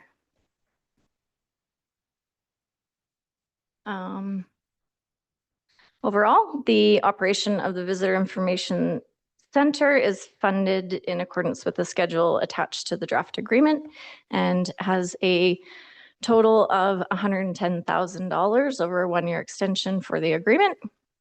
And this was drafted by legal counsel, and staff are recommending council approve the partnership agreement for the 1-year extension for the operation of the Visitor Information Center, and authorize the mayor and council, or the mayor and corporate officer, excuse me, to execute the agreement following the public notice period requirements.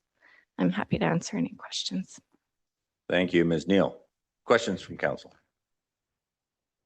Seeing none, I will ask our corporate officer. Staff recommendation is that council endorse the partnering agreement with the Fernie Chamber of Commerce attached to this report, and that council authorize the mayor and a municipal officer to execute the agreement following the required public notice period. Moved by Councillor Audie Kelly, seconded by Councillor Hamilton. Any discussion? All those in favor? Opposed? It's unanimous.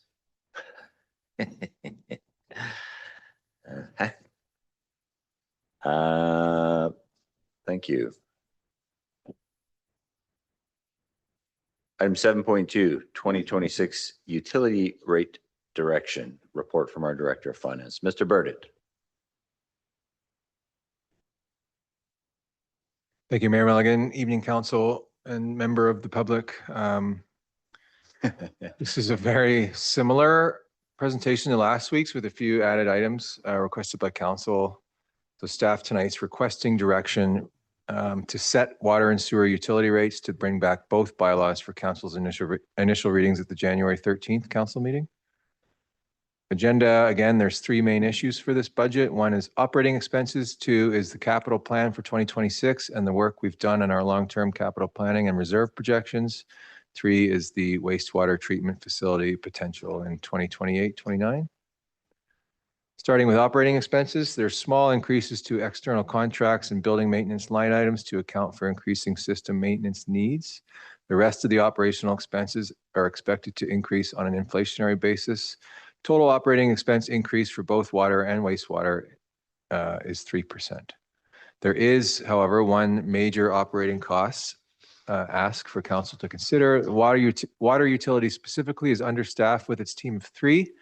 urgent issues due to external factors like regulatory requirements or turbid events are happening more frequently, which reduces time to spend on preventative maintenance. One additional operator plus benefits would be an approximate 7.5% water rate increase or an additional $115,000, which equates to just under $27 per average single-family home. Just for clarity, this is not property tax rate. This is utility rates that affect our quarterly bills. This is a new item from last week, and I've been wanting to bring this before council for a while, but the last few years saw fairly high interest rates, so it was less of an issue. But now that they're trending lower, I wanted to bring up the early payment discount that we offer for people that pay their full year utility balance by the end of February. We offer a 5% discount. Other municipalities do this as well. Not all of them, but they offer between 3 and 10% that I was able to find. This discount dates back to the 1970s when interest rates were double digits, and it made sense to offer this from the city's perspective because we could invest that early money and have it grow. Now, this program loses money overall. The early payment discounts cost roughly $55,000. And I estimate we earn around $35,000 in interest on that money that comes in early. So a loss of about $20,000, which that $20,000 equates to roughly 0.5% rate difference. So instead of a percentage of ratepayers who are able and willing to pay early and save 5%, everybody could save 0.5% if we were to remove this program. This slide shows the proposed water capital projects for 2026. Mentioned last week, but just over half of that big one, the Ferry Creek UV installation, is being funded by DCCs. Also, on the topic of capital and reserves, staff have spent a lot of time on illustrating for council our funding gap, particularly with our linear assets, which is pipes in the ground. So for water, we started by looking at our current linear assets and assessing their value. Total value of replacement assets is $149.3 million. 12.7 million need replacing now, and 24.8 million will come up for replacement in the next 15 years. And our ending balance in the water reserve is only $1.3 million. This funding gap has been building over many, many years. There's 2 lines on this graph. The orange line is what ending reserve balances would be if we had a sustainable level of funding to our reserve, which for water would be just over $2 million. It's worth defining sustainable funding as funding that is spread across the life of an asset. In other words, users pay as their assets are consumed. This helps to encourage equity between generations. The blue line is what will happen at our current level of reserve contributions of $638,000.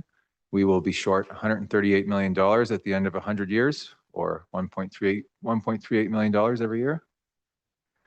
It's worth noting that that orange line does dip below zero throughout its life there, and the intent of this it's not a perfect solution. It's just to bridge this gap as we move forward into the next 5, 20, 100 years. The slide shows the proposed wastewater capital projects for 2026. Biggest on the top there is the wastewater line under Coal Creek has become exposed as the creek has kind of shifted itself, and so we need to move that line. For wastewater, total value of all assets is $203.9 million, 7.1 need replacing now, 48 million will come for replacement in the next 15 years. There's also an additional approximately $40 million, as council heard earlier, needed for a water treatment plant, plus or minus 25%. And our ending budgeted reserve balance for wastewater in 2025 was just 800,000. This slide is the same graph for our wastewater reserve fund. The blue line, which is our current reserve contribution of just over 700,000, shows we'll be short $230 million in the next 100 years. The annual sustainable level of reserve funding for this is currently at 3 million, as opposed to our 700,000. And why does this matter? I had this table in your report last week as well, but it's just very simple math. What the annual cost to replacing infrastructure would be with 3 different approaches to funding future replacement. If you had an asset, for example, worth $100,000 and it needed to be replaced every 80 years, and you saved money in an interest-free savings account, it would cost you $1,250 a year. If you placed money in an interest-bearing account earning just 2% per year, you would need to save only $506 every year to replace that $100,000 asset. If you saved nothing and borrowed the money every time you needed to replace an asset, the 30-year debt payment would be $4,700. But if I try to spread that out over 80 years, it's $1,400. So it is the highest. And these numbers are very simple, but that's how compound interest works. This slide is a new slide on the same topic of compound interest, and it's related to a question from Councillor Ramadas last week. Councillor asked to see a layout of what it would cost to fund water, sewer, and fire hall with debt and non-debt. And as you can see, it's definitely more expensive to fund everything with debt.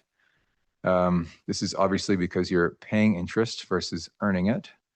These numbers are the average annual increase. So the numbers on the left are the effects of an annual 4% increase to fund reserves every year for the next 10 years. The numbers on the right are the average asset replacement value every year for the next 10 years. So that's new debt that would need to be taken out every single year. And then fire hall, I left savings blank because we're not currently in a position to pay for all of that with savings. But I mean, the idea is with these water and sewer rate increases to try and be in a better position to fund more things with our reserves in the future. And again, this is very simple math. So there's a lot of variables that are difficult to estimate, such as interest rates and costs and timing of infrastructure replacement and so on. But so what can council do about these gaps? One option staff is recommending is a 4% increase both to water and wastewater rates over the next 10 years, purely to increase contributions to reserves. As I said already, this would be $14.51 annually for water for the average single family house and $19.55 annually for wastewater. The point is to revisit this sustainability plan every year going forward. But the example I presented here tonight is that after 10 years, council could look at a reduction of increase down to 1% per year. Sorry, Mayor, did you have a question, Mayor? Yeah, it was just that, like, why 10 years? And then does the 1% annual increase after that continue to move that curve up? Yeah, I mean, I got this from kind of the best practice that's being presented in the asset management circle in BC. Okay.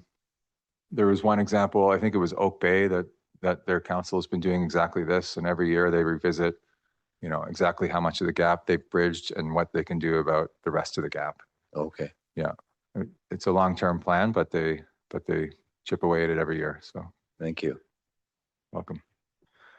The second thing council can do that staff is recommending is to replace infrastructure that's overdue for replacement over the next 15 years. This will take the high-risk assets that was presented to council during the IICP update in October and work on those assets over the next 5 years. And then years 6 through 15 will be aimed at the other assets that are currently beyond their useful life. This graph shows what would happen to ending reserve balances in 100 years with those recommendations on the previous slide. You can see the blue line goes above the sustainable line in the end with those increases. This one would be the wastewater line after those changes. And while still negative, it does bridge the gap by $180 million, which is not nothing. Some other questions from last week. Councillor Shoesmith asked a question, what it would look like to bridge this gap in 20 years instead of 100, using, again, very simplified math, which is just our annual funding amount over that 100 years multiplied by 5 to make it over 20 years. It would take an immediate water and sewer rate increases of 654% and 728% respectively. Councillor McIsaac asked a question about scaling utility fees versus just simply adding with every new development. Last week, I said it would depend on a few things such as density. And the only new thing I have to add to that discussion with what some other colleagues are doing is that this type of math would form part of our annual review of these fees and our reserves. If development trends towards more higher density, then we'd have fewer assets per capita to maintain and replace. which would mean more total units paying fees to maintain fewer assets, which would in theory mean a general scaling down of utility fees across the board needed to balance the budget. That scaling is very hard to do real time, and only some municipalities are currently in a position with respect to their asset inventory to even be able to do that type of math on an annual basis. But that's what we're working towards here. Councillor Hamilton had a question about looking at the end cost per user, and I did dig into it a bit, and we do have some high level numbers on number of units that are on each of the different types of fees, but I wasn't able to get any sort of meaningful math in a week on per user, per ratepayer basis. And also certain categories like campgrounds, for example, I don't have user data. I would need external help to put any sort of meaningful math together, but those, the different types of fees are included in your package with the two bylaws. Those 20-year fees that's Osoyoos numbers. Yeah, they're big. Apologies to Osoyoos. Well, and I mean, that's the point, is to try, I mean, I would call these moderate increases, and the point is to avoid emergency catastrophic major type ones. Yeah. increases. Yeah. Agreed. Yeah.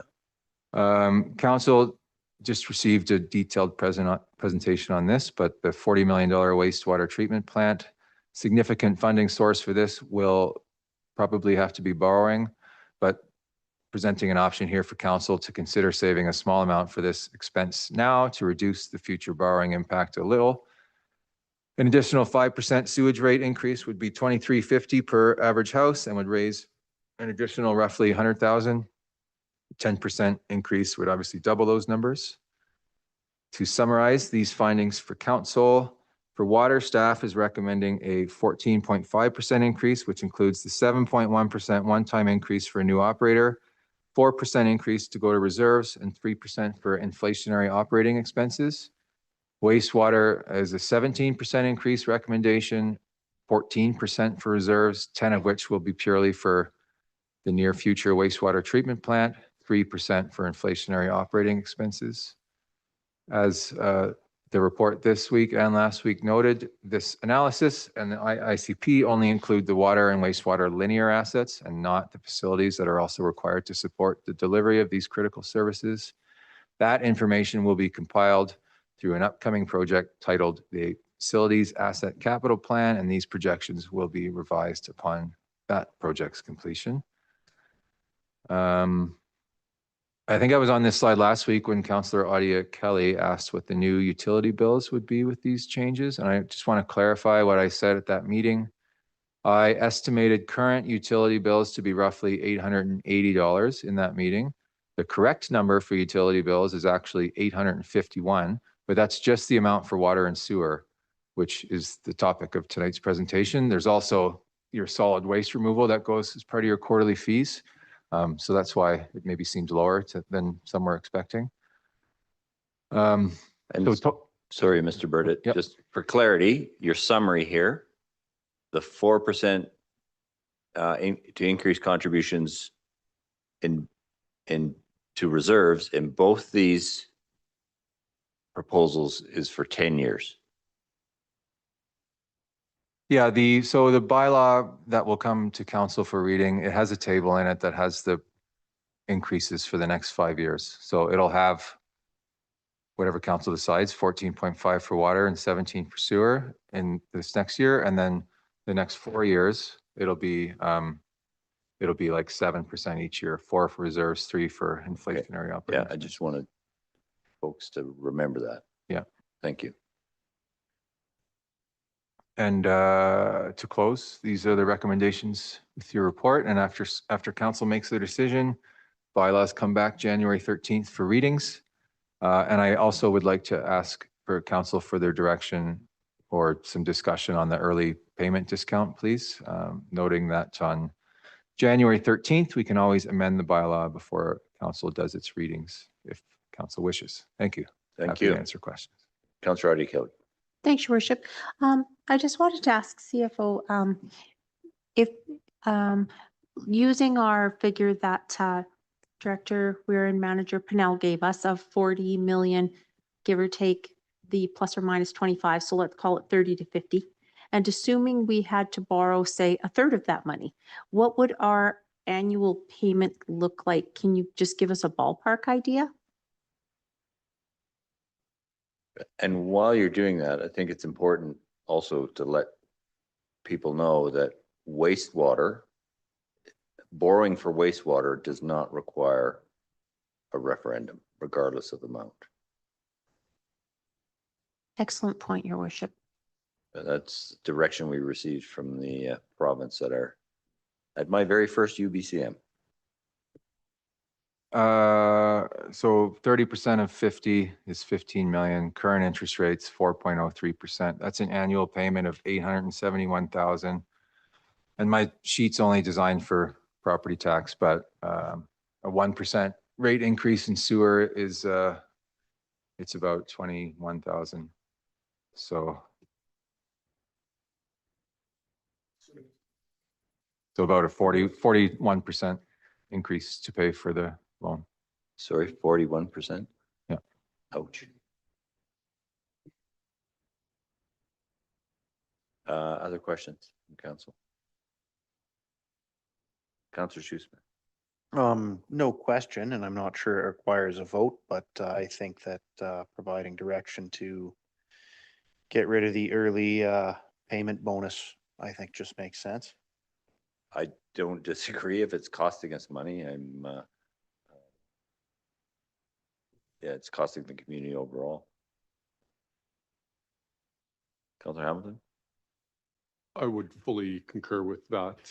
And the other point that I think is extremely valuable to remind everybody in the community of the value of going to UBCM, FCM, and lobbying and talking to everybody and ministers, cabinet, both levels of government on the need for a new funding framework. That this is not just a Fernie problem. This is a province-wide, this is a countrywide issue, and individuals are going to get hammered in the coming decade with all of these required upgrades to infrastructure, and without federal and provincial money to help pay at the local level. I can't imagine. I don't even want to start to hypothesize what that's going to look like. No. Mr. Burdett. Thank you. On the early payment discount, if council does get rid of it, then that's, as I said, roughly a 0.5% savings. So I could either reduce the increase by that amount or keep the increase the same and put it to reserves, which that's up to council as well, obviously.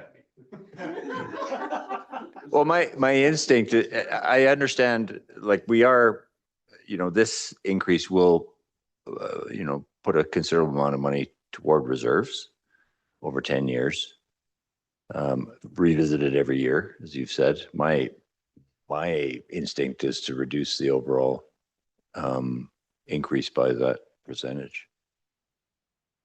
Mr. Boranowski. Thank you. Through to council, I just want to clarify on one point that was made. It is not specific to the early discount. The cost on the books may be about $20,000, depending on interest rates. But that is not a loss to the service area. That is a cost that is transferred to all of the ratepayers who do not pay early. So just as a property tax exemption doesn't reduce the revenues, it spreads the burden. So it is the rest of the ratepayers who are providing a slightly higher rate for that utility that allows those people paying early to receive that corresponding discount. Just to be explicitly clear that it doesn't change the amount that we have to requisition to then run that service. Yeah, fair. Okay. Councillor Kelly. Just for the sake of argument, if we didn't reduce by the 5.5 and we put it into reserves, what's that amount of money? It's roughly 20,000, but it does depend on current interest rates. Yeah. It won't change much, but yeah. Councillor Sue Smith. You know, I'd really hope to hear we could close that gap in my lifetime. I trust you're going to live longer than 20 years. Oh, yeah, but I mean, we're not doing 658%. That's not happening. I do think we should front load this more than less, and I am fully in favor of the full amounts. In fact, the more we pay now, that the way the compounding things work is it pays off higher dividends longer. So I think this is a pretty reasonable proposal sitting in front of us. Yeah, given the burden, as has often been referenced, well, I don't know that we have a choice, quite frankly. Councillor McIsaac. Thank you, Worship. I just wanted to ask the follow-up question to Councillor Adi Kelly's question, which is the 0.5% reduction. What's the impact on a household bill? What is 0.5? What does that 0.5 represent for one house in a reduction of their utility bill for a year? Fair question.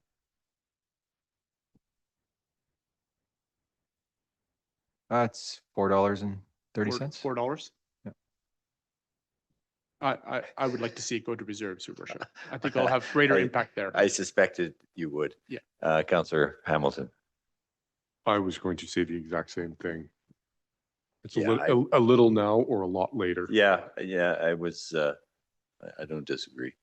Councillor Shoesmith. Thanks, Mayor Milligan. One of the big gripes that my generation, millennials, has is that, you know, the future's kind of been sold out from them, and that, you know, everybody's borrowed all this money. We have to pay it back. And I mean, you can see the pretty stark numbers. It costs roughly a third, little bit more than a third, the cost to pay for something with money that you've invested and earn the interest on than it does with debt. So I think that we should start turning that around. And although I'd like to see it go slightly faster, I think that this sitting before us is 100-year pulling out of the tailspin is okay. Thank you. Any other questions or comments? With that, I will ask our corporate officer to read the recommendation.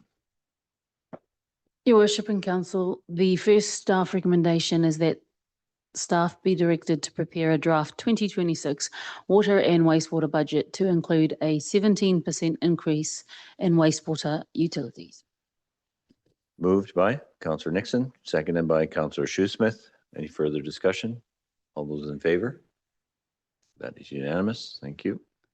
The second recommendation is that staff be directed to prepare a draft 2026 water and wastewater budget to include a 14.5 increase to water utilities. Moved by Councillor Hamilton, seconded by Councillor Shoesmith.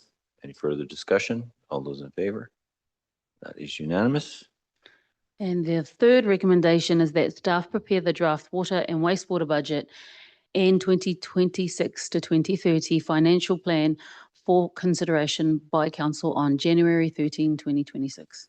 Moved by Councillor Hamilton, seconded by Councillor Shoesmith. Any discussion? All those in favor? That's unanimous. Thank you. I wasn't looking behind him to break up the street. Councillor Adi Kelly. Do we need to move the removal of the discount? Do you need a recommendation from committee to do that, Mr. Burdett, or would you just include that in the report that comes back? It's probably safest to have one. Okay. Yeah, please. Moved by Councillor Hamilton, second by Councillor Adi Kelly. Any discussion? Okay, all those in favor? That is unanimous. You should see it at the regional district meeting, the way Rob Gay moves. Yeah. You would have been opposed.